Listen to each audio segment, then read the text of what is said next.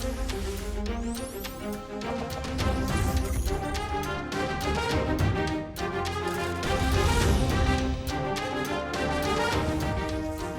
மன்றம் இறுதி கட்டத்தில் 2026 தேர்தல் ரேஸில் முந்துவது யார்? தந்தை தொலைக்காட்சி நேயர்கள் அனைவருக்கும் வணக்கம். தேர்தல் ரேஸ் இறுதி கட்டத்தை நெருங்கிவிட்டது. எல்லா கூட்டணியும் ஃபைனலைஸ் ஆயிடுச்சு. எல்லாரும் எல்லா பக்கமும் ராஜ்யசபா வரைக்கும் எல்லாம் கன்ஃபார்ம் ஆயிடுச்சு. இனிமேல் எல்லா கட்சியும் ரெடி ஆகிட்டாங்க, பிரச்சாரத்துக்கு போகிறதுக்கு தயாராகவே ஆயிட்டாங்க கிட்டத்தட்ட. ஹலோ ஞானேஷ்குமாருங்களா, தேர்தல் எப்போ சார் அனௌன்ஸ் பண்ணுவீங்க அப்படின்னு கட்சிகள் கேட்காதது மட்டும்தான் பாக்கி. அந்தளவுக்கு எப்போ தேர்தல் வரும் அப்படின்னு எல்லாருமே நம்ம ரெடியாக இருக்கிறத பார்க்குறோம். அதில் கடைசி நேர த்ரில் காட்சிகள்லாம் வேற நிறைய இருந்துச்சு. திமுக காங்கிரஸ் கூட்டணியை பொறுத்த வரைக்கும் அவங்க ஏறி அடித்து மிதித்து 7 கடலை தாண்டி 7 மலையை தாண்டி அப்படியே அந்தர்பல்ட்டி அடித்து சோமர் சால்ட்லாம் அடித்து ஃபர்னிச்சர்லாம் உடச்சி 3 சீட்டு கூட வாங்கியிருக்கிறாங்க காங்கிரஸ் கட்சி. ஸோ அது ஒரு பெரிய த்ரில்லாக போயிட்டு இருந்துச்சு கடந்த வாரத்தில் நம்ம பார்த்தோம். ஆனால் இவங்களாச்சும் இந்த பக்கம் சோமர் சால்ட்லாம் அடித்து ஒரு பக்கம் கூட்டணியை எண்ணிக்கையை கன்ஃபார்ம் பண்ணிட்டாங்க. இன்னும் பிஜேபிக்கு எத்தனை எண்ணிக்கை, அந்த கட்சியில் கூட்டணியில் என்ன நடக்குது என்டிஏல அப்படிங்கிறது இன்னும் ஒரு புரியாத புதிராகவே இருக்குது. எடப்பாடியார் டெல்லியெல்லாம் போயிட்டு வந்துட்டார். சார் என்ன சார் அப்படின்னா எதுவும் இன்னும் அவுட்புட் வரலையே அப்படிங்கிறது இன்னும் பார்க்க வேண்டிய விஷயமா இருக்குது. அதை தாண்டிய அரசியல் பிரச்சாரங்கள், இன்னும் வாக்குறுதிகள் கொடுக்க வேண்டியது அப்படிங்கிறது எல்லாமே போயிட்டுருக்கிறத பார்க்குறோம். இந்த கட்டத்தில் இந்த ரேஸில் யார் முன்னாடி இருக்காங்க அப்படிங்கிறது தான் இந்த நிகழ்ச்சியில் நம்ம இந்த பேசு பொருளாக இந்த மன்றத்தில் நம்ம விவாதிக்க இருக்கின்றோம். இறுதி கட்டத்தில் இருக்கக்கூடிய இந்த 26 தேர்தல் ரேஸில் முந்துவது யார் என்பதை பேச முதல்ல திரு முஸ்தபா அவர்களை அன்போடு அழைக்கிறேன். இன்றைக்கி தேர்தல் ரேஸில் முந்துவது யார், இதில் என்ன சந்தேகம்?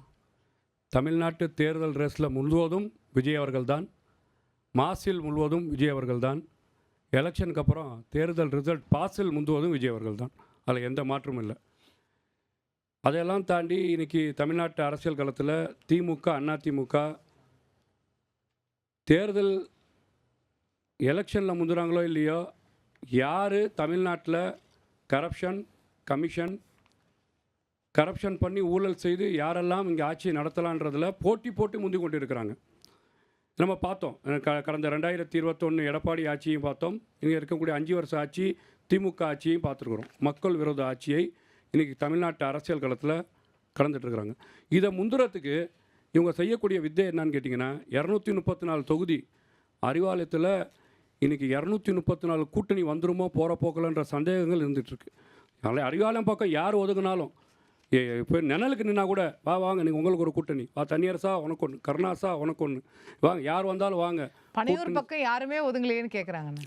மக்கள் கூட இருக்கிறாங்க. மக்களோட நம்பி, மக்கள் களத்தில் நம்பி எப்படி சொன்னார்களோ, நாங்கள் பார்த்திங்கன்னா மக்களோட கூட்டணி வந்தவர்களே அரவணைப்போம் என்ற அரசியல் காலத்தில் இன்றைக்கி தமிழ்நாட்டு மக்கள் இன்றைக்கி ஒரு இளைஞர் பட்டாளம், அரசியலை மாற்ற நினைக்கக்கூடிய பட்டாளம் இன்றைக்கி ஆண்டு கொண்டிருக்கின்ற திமுக அரசாங்கத்தை ஆட்சியை மாற்றும் நினைக்கக்கூடிய ஒரு படை இன்றைக்கி தமிழக வெற்றி கழகத்தில் இருக்குது.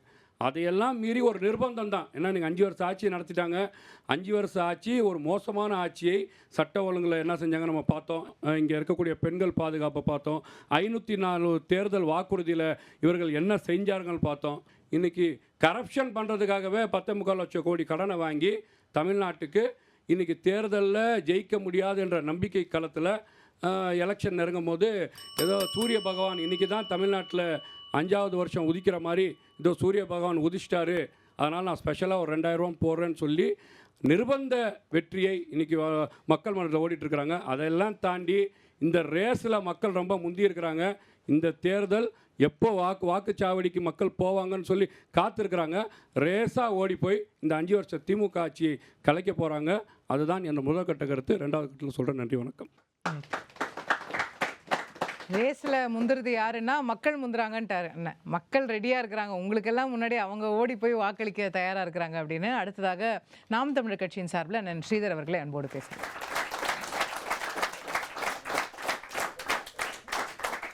தாய் தமிழ் உறவுகள் அனைவருக்கும் வணக்கம். மக்களோடு களத்தில் யார் நிற்கிறார்களோ அவர்கள் தான் களத்தில் மக்கள்கிட்ட முந்துறாங்கன்னு நான் கருதுகிறேன். ஒரு சாதாரண பிரச்சனையிலிருந்து இன்றைக்கு தமிழ்நாட்டின் ஒட்டுமொத்த விஷயத்தையும் பாதிக்கிற பிரச்சனையாக இருந்தாலும் எப்பொழுதும் களத்தில் நிற்பது நாம் தமிழர் கட்சி. அந்த நம்பிக்கையில் தான் எப்பொழுதும் நாங்கள் முந்தி நிற்பது போல இந்த முறை எல்லா கட்சிகளுக்கும் முன்பாக 234 வேட்பாளர்களை உறுதி செய்து அறிவிச்சாச்சு. அந்தந்த வேட்பாளர்கள் அந்தந்த பகுதியில் வேலை செஞ்சிட்டு இருக்காங்க. அந்த விதத்திலையும் நாம் தமிழர் கட்சி முந்தி இருக்கு தேர்தலில். நாம் தமிழர் கட்சி கோட்பாட்டு அளவில் ஒரு முடிவை எடுத்து தனித்து நிற்கிறது. ஆனால் தாவேகா தனித்து விடப்பட்டு இருக்கிறது.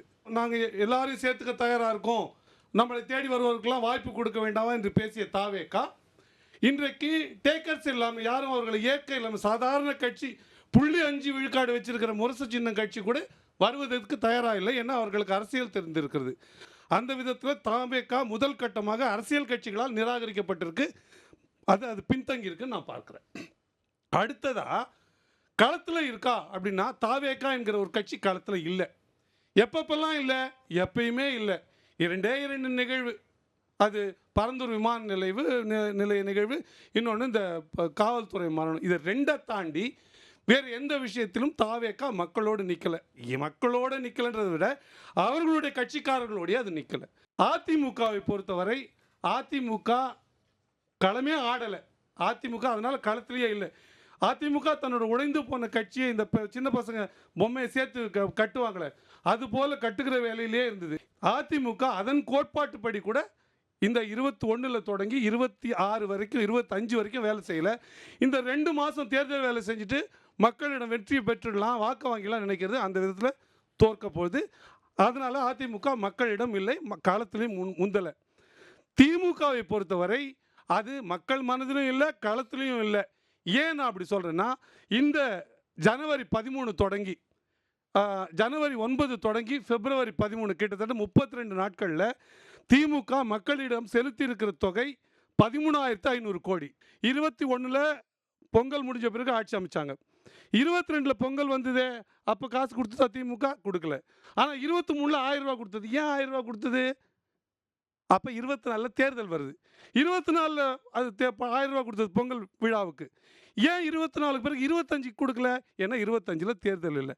தேர்தல் நெருக்கத்தில் மட்டும் பணம் கொடுக்குறாங்க. தேர்தல் முடிஞ்ச பிறகு அவங்க பணம் கொடுக்கறதில்ல. இப்போ தேர்தல் வருது, எங்கள் பண காசில், எங்கள் பணத்தில், உங்கள் வரி காசில், நம்ம வரி காசை எடுத்து மக்களுக்கு அதை ஏதோ நலத்திட்டம் மாதிரி கொடுக்குறாங்க. உண்மையிலே நலத்திட்டம் தான். எல்லா ஆண்டும் பொங்கலுக்கு 3000 ரூபா கொடுத்துருக்கணுமா இல்லையா? ஏன் கொடுக்கலனா, மக்களிடம் போய் திமுகவுக்கு சொல்லிக்கொள்வதற்கு எதுவும் இல்லை, களத்துக்கு போகிறதுக்கு எதுவும் இல்லை. அதனால் காசை கொடுத்து சரி கட்ட பார்க்குது. அந்த விதத்தில் திமுக பின்தங்கி இருக்கிறது. நாம் தமிழர் மட்டும்தான் மக்களோடு நிற்கிறது. நாங்கள் இதை தேர்தலாக பார்க்கல. மக்கள் நலத்தை கெடுக்கிறவர்களும் அவர்களை இந்த அரசியலை விட்டு துடைக்கிறவர்களுக்குமான போரா பார்க்கிறோம். அந்த விதத்தில் நாம் தமிழர் கட்சி மக்களின் முன்னே இருக்குது, களத்தில் முன்னே இருக்குதுன்னு சொல்லிக்கொள்கிறேன். நன்றி, வணக்கம்.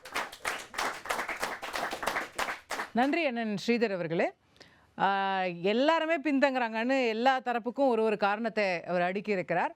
அடுத்ததாக பாட்டாளி மக்கள் கட்சியின் சார்பில் திரு கணேஷ்குமார் அவர்களை அன்போடு பேச அழைக்கின்றேன்.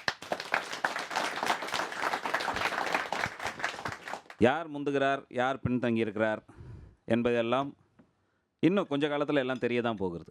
ஏன்னா அனைத்து இந்திய அண்ணா திராவிட முன்னேற்ற கழகத்தினுடைய கூட்டணி ஒன்றுமில்லை, மரியாதைக்குரிய எடப்பாடியார் அவர்களால் கூட்டணியை அமைக்க முடியல, கதவை திறந்து வச்சுருக்கிறாங்க, யாரும் வரல என்று ஏளனம் பேசிக்கிட்டு இருந்த காலத்தில் பாட்டாளி மக்கள் கட்சி அதிமுக கூட்டணியில் சேர்ந்தவுடன் அந்த கூட்டணி மீது இருந்த பார்வை மற்ற அத்தனை கட்சிகளையும் பயப்பட வைத்திருக்கிறது என்பதுதான் நிதர்சனமான உண்மை. இன்றைக்கி திராவிட முன்னேற்ற கழகம் இன்றைக்கி வரவங்க போகிறவங்களெல்லாம் கூப்பிடுறாங்க அப்படின்னு ஒரு கருத்தை மரியாதைக்குரிய தாவேகா கட்சியிலிருந்து வந்தவர் சொன்னார். அது எப்பத்துலேருந்து ஆரம்பிக்குது? பாட்டாளி மக்கள் கட்சி இன்றைக்கு ஒரு பலம் வாய்ந்த கட்சியாக மக்கள் நலன், மரியாதைக்குரிய அண்ணன் ஸ்ரீதர் சொன்ன மாதிரி மக்களுடன் இருக்கக்கூடிய இயக்கங்கள் என்று சொன்னால் நாம் தமிழர்களுக்கெல்லாம் மூத்த முன்னோடி. ஏன் நாம் தமிழருக்கே பாடம் கற்றுக் கொடுத்த கட்சி பாட்டாளி மக்கள் கட்சி. மக்களுக்காக எப்படி போராட வேண்டும் என்பது, மக்களுடைய பிரச்சனையில் தொடாத பிரச்சனை கிடையாது, கடத்தில் அடிமட்டம் வரைக்கும் இறங்கி போராடுகின்ற கட்சி பாட்டாளி மக்கள் கட்சி. ஏனென்றால் எங்களை வழிநடத்திய தலைவர் அப்படிப்பட்ட தலைவர். தன்னை போராளி என்று சொல்லக்கூடிய ஒரு தலைவரின் வழி வந்த பாட்டாளி மக்கள் கட்சி இன்னைக்கு மக்கள் பிரச்சனையில் நிற்குது. ஏனோ ஒரு குறுகிய காலம் இன்னைக்கு உங்களுக்கு எதிராக நிற்கிறாரேன்னு கேட்குறாங்க.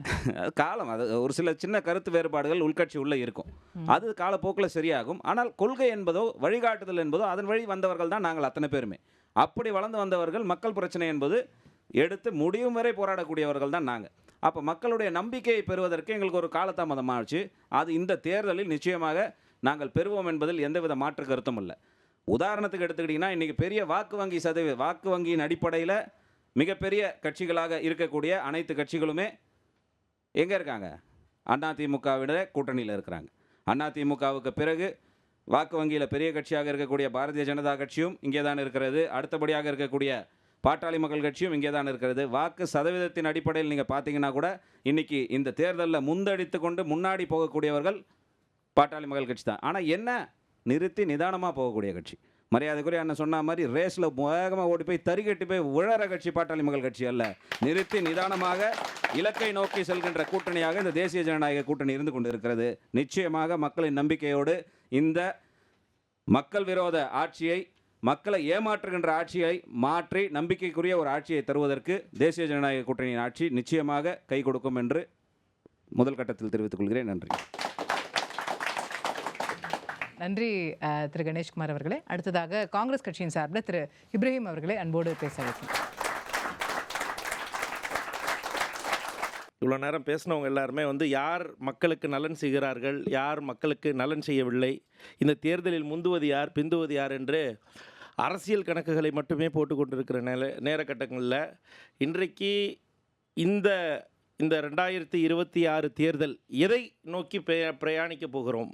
அதாவது 2026 தேர்தல் என்பது முத்துவேல் கருணாநிதி ஸ்டாலின் மற்றும் ராகுல் காந்தி என்ற ஒரு மாபெரும் கூட்டணிக்கு எதிராக ஒரு சித்தாந்தம் என்பது அது மதசார்பற்ற சித்தாந்தம். அந்த சித்தாந்தத்தை தாண்டி எதிர்க்கட்சியாக இன்றைக்கு என்டிஏ கூட்டணியில் இருக்கக்கூடியவர்களுடைய சித்தாந்தம் என்னவென்றால், மதவாத பிளவுவாத மக்களை பிளவுபடுத்தி இனவாத அரசியல் செய்யக்கூடிய ஒரு சக்திகளை இன்றைக்கு கோலோச்சக்கூடாது என்ற ஒற்றை புள்ளியை நோக்கி எங்களுடைய தலைவர் ராகுல் காந்தி இன்றைக்கு ஒரு முடிவை எடுத்திருக்கிறார். இன்றைக்கு நாங்கள் பேசி கொண்டிருக்கிற இந்த நிலையில் நாங்கள்லாம் இறுதி முடிவேற்றி இன்றைக்கி சகோதரி சொன்னது போல் 28 தொகுதி இன்றைக்கு காங்கிரஸுக்கு ஒதுக்கப்பட்டிருக்கிறது. இன்றைக்கு அதை தாண்டி இன்றைக்கு பல்வேறு கட்சி சாரையாக திராவிட முன்னேற்ற கழகத்தை நோக்கி மட்டுமே தான் வந்து கொண்டிருக்கிறது. இந்தியா கூட்டணி மட்டுமே நோக்கி தான் வந்து கொண்டிருக்கிறத இந்த இடத்துல நான் குறிப்பிட விரும்புகிறேன். காரணம் மக்களுக்கு தெளிவாக தெரிகிறது, தமிழ்நாட்டில் மதவாத சக்திகள் அடியோடு துரைத்தெடுக்கப்பட வேண்டும். இதை தாண்டி நம்ம சகோதரர் சொன்னது போல் ஐயா அவர்களுக்கு நன்காக தெரியும், அவர் மிகப்பெரிய போராளி, அவர்களுக்கு தெரியும், அவருடைய வரலாறு தெரியும். இந்த வரலாற்றுக்கு பின்னாடி மதவாத சக்திகளை எவ்வாறு தொடைத்தெறிய வேண்டும் என்று ஐயா அவர்களுக்கு நன்கு தெரிந்ததனால தான் இன்றைக்கு வரைக்கும் அமைதியாக இருக்கிறார் என்பதை நீங்கள் புரிந்து கொள்ள வேண்டாம். அங்கதான் வராரா? இல்ல நான் தான் சொல்றேன், போட ஆரம்பிச்சிருக்கிறோம். என்னன்னா தொடர்ந்து மதவாத சக்திகளை இப்பதான் போய் சேர்ந்திருக்கீங்க. நாங்க ஆல்ரெடி கூட இருக்கிறோம். நடுவுல இவ்வளவு ஸ்டண்ட் அடிச்சிட்டீங்களே பாருங்களேன். எவ்வளவு ஒரு இன்றைக்கு வரைக்கும் என்டிஏ கூட்டணியில் ஒரு சுமூகமான நிலையே எட்டப்படவில்லை, இடஒதுக்கீடு தரப்படவில்லை, தொகுதி பங்கீடு செய்யப்படவில்லை. இதெல்லாம் தாண்டி காங்கிரஸ் கட்சிக்குள்ள இருக்கக்கூடிய தொகுதி பங்கீடு பத்தி இன்றைக்கு கடந்த ஒரு வார காலமாக தொடர்ந்து எல்லா விவாத மேடைகளையும் காங்கிரஸ் தான் இன்றைக்கு விவாத பொருளாக இருக்குது என்றால், தமிழகத்தில் மதசார்பற்ற ஒரு மக்கள் தான் இன்றைக்கு ஒரு கட்சியை விரும்புகிறார்கள், மதசார்பற்ற கூட்டணியை தான் விரும்புகிறார்கள். அதனால் தான் தொடர்ந்து இந்த ஒரு வார காலமாக விவாத பொருளாக இருக்குது. உங்க டிவிலே கடைசி 5 நாளா காங்கிரஸ் பத்தி தான் பேசிட்டு இருக்கீங்க. 5 நாளா பேசணும், நீங்க வாங்குனது 3 சீட்டு தான். இல்ல அதான் பாருங்களேன், 5 நாளா பேசி 3 சீட்டு வாங்குனது பிரச்சனை கிடையாது. இந்தியா அலையன்ஸை எவ்வாறு இன்றைக்கு ராகுல் காந்தி நடத்தி இருக்கிறார். எம்எல்ஏ சீட்டை பத்தி தானே பேசுனீங்க, உள்ளாட்சி பிரதிநிதித்துவத்தை பத்தி இன்னும் பேசல. உள்ளாட்சி பிரதிநிதித்துவம் எவ்வாறு இருக்க போகிறது? இந்த முறை திராவிட முன்னேற்ற கழகமும் காங்கிரஸ் கட்சியும் வருகின்ற 2026 இந்த முறை மதசார்பற்ற முன்னணியாக, மதசார்பற்ற முற்போக்கு கூட்டணியாக மதவாத சக்திகளுக்கு எதிராக இந்த முறை களம் காண இருக்கிறது. அதில் அரசியல் அதிகார பகிர்வு எல்லாம் இருக்கும், அதெல்லாம் கடந்துதான் இருக்க போகிறது. இந்த திராவிட முன்னேற்ற கழகமும் காங்கிரஸ் கட்சியும் எக்காரணத்தை கொண்டும் தமிழகத்தில் மதவாத கட்சிகளை காலூன்ற விடாதவாறு முத்துவேல் கருணாநிதி ஸ்டாலின் 2வது முறையாக ஆட்சி அமைப்பார். அதற்கு உற்ற தோழனாக ராகுல் காந்தி இருப்பார். இதெல்லாம் நடக்கும் பாருங்க. நன்றி, வணக்கம். நன்றி திரு இப்ராஹிம் அவர்களே. இப்போ அவர் பேச்சுலேருந்து நம்ம புரிஞ்சுக்கிறது என்னன்னா, இன்டர்வல் விட்டுருக்குறாங்க. இப்போ எலெக்ஷனுக்கு அப்புறம் அடுத்த ஆக்ஷன் இருக்குது அப்படின்றத நான் புரிஞ்சுக்கிறேன். ஓகே, பார்ப்போம். அடுத்ததாக அண்ணா திராவிட முன்னேற்ற கழகத்தின் சார்பில் நிர்மலா பெரியசாமி அவர்களை அன்போடு பேச வைக்கிறேன். உலகத் தமிழர்களுக்கெல்லாம் தந்தி டிவியின் வாயிலாக வணக்கம். என்ன தலைப்பு? இறுதிக்கட்டத்தில் 2026 தேர்தல் ரேஸில் முந்துவது யார்? நீங்களும் எப்படியோ வச்சு பார்க்குறீங்க. அத்தனை விதமான தலைப்புகளை வைத்து பார்க்கிறார்கள். பதில் என்னவோ ஒன்றே ஒன்றுதான். இறுதிக்கட்டத்தில் முந்த போவது அதிமுக மட்டுமே. ரேஸ்ன்னு இங்கே இருந்ததுன்னா, ஏன்னா முதல்லையே ஜூலையிலேயே இங்கே சகோதரர் சொன்னார், எனக்கு ரொம்ப வருத்தமாக இருந்தது. நல்லா பேசிகிட்டு இருந்தார், நல்ல வழக்கறிஞர், அருமையாக பேசின நாம் தமிழர். அவங்க பேசியிருந்தா பரவாயில்லன்னு நினைக்கலாம்.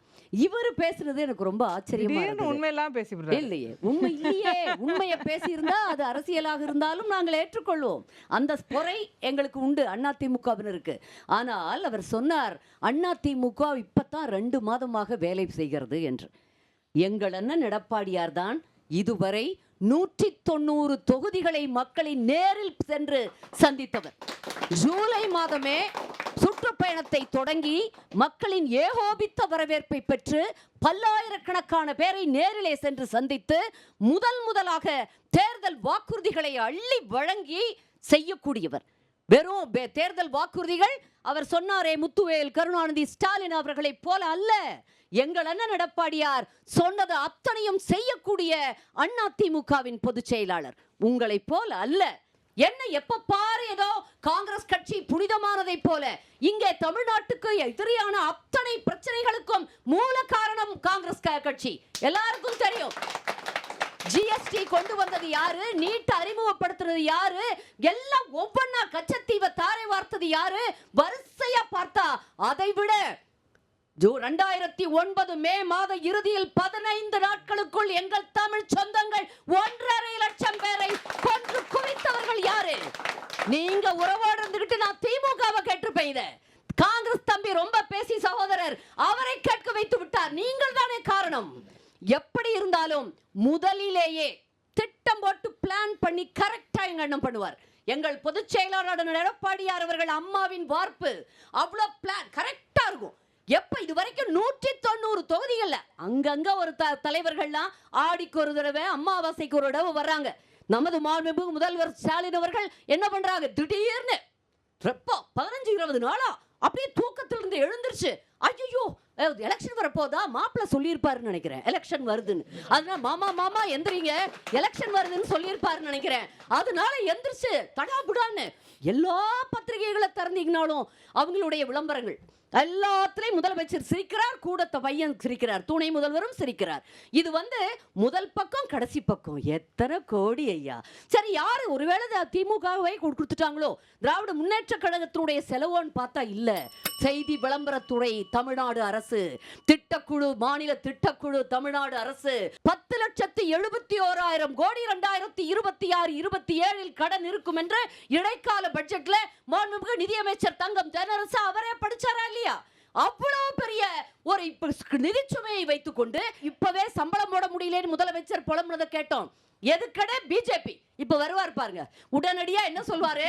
பிஜேபி அப்படி பண்ணுச்சு, பிஜேபி இப்படி பண்ணுச்சு, இத பண்ணாங்க, இப்படி பேசுவாங்களே தவிர இங்கே கல்வியில் சிறந்த தமிழ்நாடாக, எத்தனை ஒரு பாதுகாப்புள்ள தமிழ்நாடாக, பெண்களின் வளர்ச்சி, மாணவர்களின் வளர்ச்சி அத்துணையும் செய்த தமிழ்நாடாக தமிழ்நாடு இன்று தொழில் துறையிலும் முன்னணி மாநிலமாக இருக்கிறது என்றால் எங்கள் தலைவர் புரட்சி தலைவி அம்மாவும் அடுத்து எங்கள் தலைவர் அண்ணன் புரட்சி தமிழர் எடப்பாடி அவர்களும் போட்ட வித்து. அதற்கு நிச்சயமாக தேவைப்பட்ட நிதியை கொடுத்து உதவியது மத்தியில் ஆளும் பாரதிய ஜனதா அரசு. அதை எங்கள் தலைவரும் மறக்கல, நாங்களும் மறக்க மாட்டோம். மிச்சம் பேசுறேன். நன்றி மேடம் நிர்மலா பெரியசாமி அவர்களே. அடுத்ததாக திராவிட முன்னேற்ற கழகத்தின் சார்பில் டாக்டர் சஃபி சுலைமான் அவர்களை அன்போடு பேச வைக்கிறேன். தலைப்பு மிக சிறப்பான தலைப்பு. இறுதி கட்டத்தில் முந்துவது யார், யார் ரேஸில் முந்துவது. இது நான் விளக்க வேண்டிய அவசியமே இல்லை. தமிழ்நாட்டு மக்கள் எல்லாருக்குமே தெரியும். யார்கிட்ட போய் நீங்கள் கேட்டாலும் ரேஸில் யார் முன்னாடி இருக்காங்கன்னா முத்துவேல் கருணாநிதி ஸ்டாலின். இதில் எந்த விதமான மாற்று கருத்தும் இரண்டாம் எண்ணமும் யாருக்குமே தமிழ்நாட்டில் மட்டும் இல்லை, ஒட்டுமொத்த இந்தியாவிலையும் இல்லை. இதுதான் ரொம்ப முக்கியம். இந்தியாவே உற்று நோக்கக்கூடிய தேர்தல் தமிழ்நாட்டின் தேர்தல். காரணம் சொல்லிடுங்க இல்லைங்களேன். கடந்த 5 வருஷமா பாஜக என்னும் பாசிச ஆட்சியின் கோரப்பிடியில் சிக்கி தவித்த எத்தனையோ மாநிலங்களும் அதனுடைய முதல்வர்களும் மண்டியிட்டதும் அவர்கள் சொன்னதை கேட்டதும் அவர்களுக்கு இணங்கி போனதும் வரலாறு. 5 வருஷம் அவங்க சொன்னதை எதையுமே கேட்காம முதுகெலும்புள்ள ஒரே முதல்வர் முழு திராணியுடன் நின்னது தமிழ்நாட்டின் முதல்வர் முத்துவேல் கருணாநிதி ஸ்டாலின். அதனால தான் தமிழ்நாடு என்று அவர் பின்னாடி அணி கோர்த்து ஓர் அணியில் நிற்கிறது. எதற்காக இந்த ரேஸில் முன்னணியில் இருக்கான்னு சொல்லிட்டு 2021 நம்ம இதை பற்றி பேசணும். ஒரு டாக்டர், நான் கோவிட் டைமில் நாங்களே ஐசியூ உள்ள போகிறதுக்கு பயந்தோம். நானே சொல்கிறேன், வாக்குமூலம், ஐசியூ உள்ள போகிறதுக்கு நானே பயந்தேன். ஆனால் என்னுடைய தலைவர் பிபிஇ கிட்ட போட்டுட்டு உள்ளே போயிட்டு அங்கே இருக்கிற நோயாளிக்கான ஆறுதலையும் நம்பிக்கையும் கொடுத்தார். நாட்டிலேயே முதல்வர் அது. அக்கா கூட சொன்னாங்க இல்லையா, எங்கள் அண்ணன் பிளான் பண்ணி செய்வார், ஸ்கெட்சு போட்டு செய்வார், எல்லாம் செஞ்சார். ஆனால் என்ன, டெல்லியில் கூப்பிட்டு ஓடி போயிடுறாரு. அடுத்த செகண்ட் அங்கே போயிருக்கிறார், 3 கார் மாறிடுறாரு, மூஞ்சலி கடைச்சி போட்டு வந்துடுறாரு. தமிழ்நாட்டு மக்கள் யார் போனால் யாரும் வந்தாங்கன்னு ஒன்றும் தெரிய மாட்டேங்குது. அதை விட பெரிய கொடுமை, அம்மையா ஜெயலலிதா இருக்கும்போது பியூஷ் கோயலையும் அருண் ஜேட்லியையும் வெளியே கேட்டுக்கு வெளியே கார்லையும் அவங்களுடைய இதை நிப்பாட்டினவங்க கிட்ட 4வது வரிசையில் எடப்பாடி உட்காந்துருக்கார். அம்மையா இருந்திருந்தா பியூஷ் கோயலும் அருண் ஜேட்லியும் உட்காந்துக்கிற இருக்க மாட்டாங்க அந்த இடத்துல. அப்படி இருந்த அதிமுக இந்த நிலைமையில் வந்ததை பார்த்து திமுக காரங்க நாங்கள் வருந்துகிறோம். அவங்களுக்கு அந்த வருத்தம் கூட இல்லை. அதுதான் ரொம்ப முக்கியம். ஆட்சிக்கு வந்த உடனே இந்த ஆட்சி எல்லாருக்கும் எல்லாமான ஆட்சி, எனக்கு வாக்களித்தவங்க மட்டும் இல்லாமல் எனக்கு வாக்களிக்காதவங்க சேர்த்து இந்த ஆட்சி செய்வேன். இது உண்மைதான், எல்லா முதல்வருக்கும் வாக்களிக்காதவங்க. பட் அது கூட இன்னொரு வாசகம் சொன்னார், எனக்கு ஏன் வாக்களிக்கலைன்னு அவங்க வருத்தப்படுற மாதிரி என் ஆட்சி இருக்கும், இவருக்கு வாக்களிச்சிருக்க வேண்டாமான்னு சொல்லிட்டு சொன்னது தான். இப்போ முஸ்தபா சொன்னார், கருணாஸ் வந்துட்டார், தனியரசு வந்துட்டாருன்னு. கட்சியின் தலைவர்கள் கூட அதை சிந்தித்திருக்கிறார்கள். இவருக்கு ஏன் 2021 நாம ஆதரவு கொடுக்கல, அந்த ஆதரவை நாம இப்போ கொடுக்கணும், ஸ்டாலின் தான் இங்க ஆளணும்னு சொல்லிட்டு அப்போ இருந்த எதிரணியில் இருந்தவர் கூட இப்போ இங்க வந்திருக்கு. அதுக்கான மிக முக்கியமான சான்று தலைவர் செய்த சாதனை. அந்த ஒவ்வொரு சாதனையும் தமிழ்நாட்டு மக்களின் ஒவ்வொரு வீட்டிலும் இருப்பதனால்தான் எங்களால் தைரியமாக சொல்ல முடியுது, ரேஸில் இன்றல்ல என்றுமே திமுக தான் நம்பர் 1. நன்றி டாக்டர் சஃபி அவர்களே. நிறைய விஷயங்கள் முதல் சுற்றில் பேசப்பட்டிருக்கு. எல்லாருமே எல்லாத்துக்கும் வரிசையாக பதிலளிக்க விரும்புவாங்க, நோட்ஸ்லாம் எடுத்து ரெடியாக இருக்கிறாங்க. 2ஆம் சுற்றில் முதலாவதாக திரு முஸ்தபா அவர்களை அன்போடு பேச அழைக்கிறேன். நம்ம ஸ்ரீதரன் சொன்னார், என்னன்னு கேட்டிங்கன்னா தனித்து விடப்பட்டார்கள் அப்படின்னு சொல்லி. யார் தனித்து விடப்பட்டா? இவர்கள் பார்த்திங்கன்னா அதிமுக வேண்டாம், திமுக வேண்டாம், அதிமுக திராவிட கொள்கை மீது எதிரி, திமுக திராவிட கொள்கை மீது எதிரி, நாங்கள் ஒரு தமிழ் தேசியம் வைத்திருக்கின்றோம். ஆனால் ஈழம் மலரணும், இலை மலரணும், ஈழ மலரணும்னு சொன்னால் அதிமுக ஆதரவு தெரிவிப்போம். அப்போ பார்த்தீங்கன்னா அதிமுக வேண்டும். தனித்து விடப்பட்டவர்கள்னு சொல்கிறாங்களே, ஏன் நீங்கள் கலைஞர் அவர்கள் திமுகவை பற்றி பேசலை? நான் அவர் குடும்பத்தை சேர்ந்தவர்கள் அப்படின்னு அந்த இடத்துல ஒரு சுவிட்ச் வைப்பாங்க. சரி, நான் கேட்குறேன், நீங்கள் தான் கொள்கை உள்ள கூட்டணியாச்சே, கொள்கையை பேசுகிறோம், மண் வளம், மனித வளம், எல்லா வளமும் நல்லா இருக்கும்னு நினைக்கிறவங்க தானே. விஜய் அவர்கள் பார்ட்டி ஓப்பன் பண்ணியிருக்கிறாரு, என்ன சொல்ல போகிறான்னு பொறுத்து வந்து பார்க்க வேணும் தானே. நீங்கள் பத்திரிகையாளர் சந்திக்கிற மாதிரி ஓவர் டோஸ் மாதிரி களத்தில் இறங்கி, நான் தம்பி வந்துட்டார், மைக் சின்னம் கிடச்சிருச்சு, அவர் வந்தால் கூட்டு துணை முதலமைச்சர் ஆக்க போகிறேன் அப்படின்னு சொன்னவர் நீங்கள் தானே. அப்போ விஜய் அவர்கள் வந்தானாச்சும் நம்ம முதலமைச்சர் ஆக முடியுமா முடியாதா என்ற கனவில் இன்றைக்கி சொல்லிவிட்டு மாற்றி நிற்கிறார். அவரோட திசை தான் என்ன, பெரியாரை விமர்சிப்பார், பெரியாரை போட்டுருவார். இது அது வித்தியாசமானது தான். அதான் நாம் தமிழோட கொள்கை. கொடுத்தது 3 நிமிஷம், அதில் 180 நிமிடம் மேடம், 180 செகண்டு. அதில் நாம் தமிழர் தாவேக்கான்னு ஒரு 200 வாட்டி சொல்லிட்டார். ஏன்னா அவர் கொடுத்துருக்கிற அசைன்மெண்ட்டே அதுதான், தாவேக்காவை பற்றி பேசணும். இங்கே ஏன்னா இங்கே ஆண்டுட்டு இருக்கிறது தாவேக்கா பார்த்தீங்களா, இவர் தாவேக்காவை நம்பி தானே களத்தில் நிற்கிறாங்க. ஏன்னா இவங்க சொல்லக்கூடிய மண்வளம் அடிக்கிறது தாவேக்கா தானே கொள்ள அடிக்குது, திமுக கிடையாதுல்ல. இவங்க சொல்லக்கூடிய கனிம வளம் தாவேக்கா தானே கொள்ள அடிக்குது, திமுக கிடையாதுல்ல. இந்த நாட்டோட முதலமைச்சர் விஜய் தானே, முத்துவேல் கருணாநிதி ஸ்டாலின் கிடையாதுல்ல. எதை நோக்கி பேசணும்? இது இவங்களோட கொள்கை அதுங்க. இது எதை நோக்கி பேசணும்? இப்போ இன்னொன்று கேட்டிங்கன்னா, நம்ம மேடம் நிர்மலா பெரியசாமி மேடம் ஒரு வார்த்தை சொன்னாங்க. என்னென்னு கேட்டிங்கன்னா, அவர் பார்த்தீங்கன்னா எப்போ லேட்டஸ்ட்டாக தான் வெளியில் வருவார், எப்போ வருவார், அந்த மாதிரி அடிப்படையில் வந்து அவங்க தொடர்ச்சியாக சொல்லிட்டு போனாங்க. நான் கேட்குறேன், அனைத்து இந்திய அண்ணா திராவிட முன்னேற்ற கழகம் மேடம் வந்து பார்த்திங்கன்னா எந்த கட்டுக்கோப்பில் வச்சுருந்தாங்க தெரியுமா? இந்தியாவிலே ஒரு மிகப்பெரிய ஒரு 3வது பார்ட்டியாக பார்லிமெண்ட்டில் மேடம் வச்சுருந்தாங்க. இன்றைக்கி அனைத்து இந்திய அண்ணா திராவிட முன்னேற்ற கழகம் நிலைமை என்ன? ஓபிஎஸ் காணோம், எங்கே போனார் தெரியல. நீலு கஃபீல் காணோம், எங்கே போனாங்கன்னு தெரியல. வைத்தியலிங்கத்தை காணோம், எங்கே போனாங்கன்னு தெரியல. மைத்ரேயனை காணோம், எங்கே போனாங்கன்னு தெரியல. அன்வர் ராஜாவை காணோம், எங்கே போனாங்கன்னு தெரியல. புரியுதா? மனோஜ் பாண்டியனை காணோம், எங்கே போனாங்கன்னு தெரியல. ஆறு குட்டியை காணோம், எங்கே போனாங்கன்னு தெரியல. தோப்பு வெங்கடாச்சலபதியை காணோம், எங்கே போனாங்கன்னு தெரியல. பழனியப்பனை காணோம், எங்கே போனான்னு தெரியல. லக்ஷ்மணனை காணோம், எங்கே போனான்னு தெரியல. தங்கம் தமிழ்ச்செல்வனை காணோம், எங்கே போனான்னு தெரியல. இப்படி வந்து நீங்க வந்து இயக்கத்தை செங்கோட்டையன் ஜேசிடி இங்க வந்துட்டாரு, ஜேசிடி பிரபாகரன் இங்க வந்துட்டாரு. இதுதான் எடப்பாடி பழனிசாமியோட நிர்வாக திறமை. நான் கேட்கிறேன், திமுகவை குறை சொல்றதுக்கு உங்களுக்கு என்ன தகுதி இருக்கின்றது? நீங்க அண்ணா யூனிவர்சிட்டி திமுக காரங்க உள்ள புந்து பெண்களை பாலியல் வன்கொடுமை செய்றாங்கன்னா அங்க வந்து பாத்தீங்கன்னா பொள்ளாச்சியில ஒரு கூத்து நடக்குது. மாத்தி இதுதான் நடந்துட்டு இருக்கீங்க. இங்க நீங்க திமுக நடத்தக்கூடிய விஷயம் என்ன புரியல?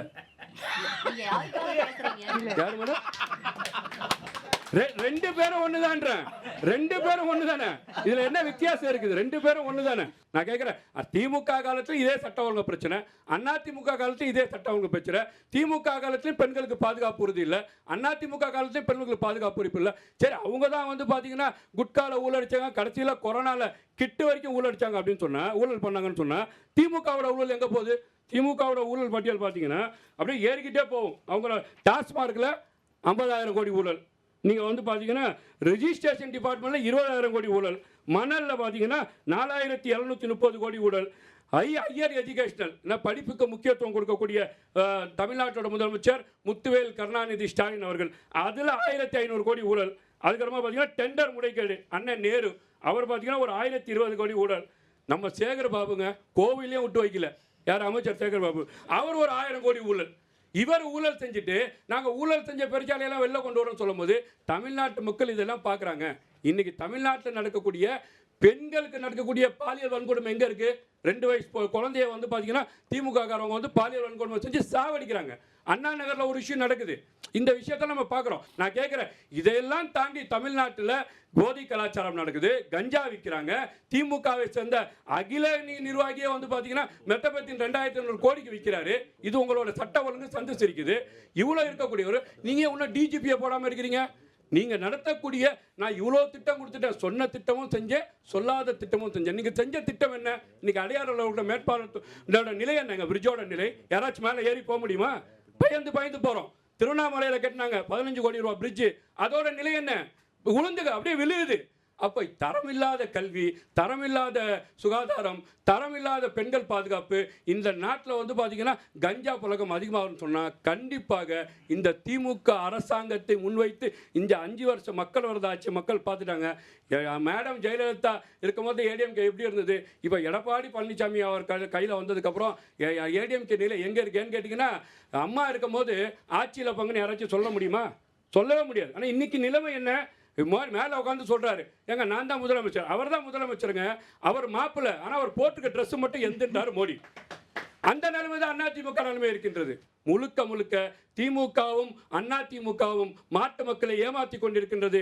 வரும் தேர்தல் மக்களுக்கான தேர்தல். விவேகானந்தர் சொன்ன மாதிரி 100 இளைஞரை குழு மாட்டி காட்டல் சொல்ற மாதிரி இன்னைக்கு பல இளைஞர்கள் விஜய் அவர்கள் பின்னால் வந்திருக்கின்றார்கள். தமிழ்நாட்டு அரசியல் களம் மாறப்போகின்றது.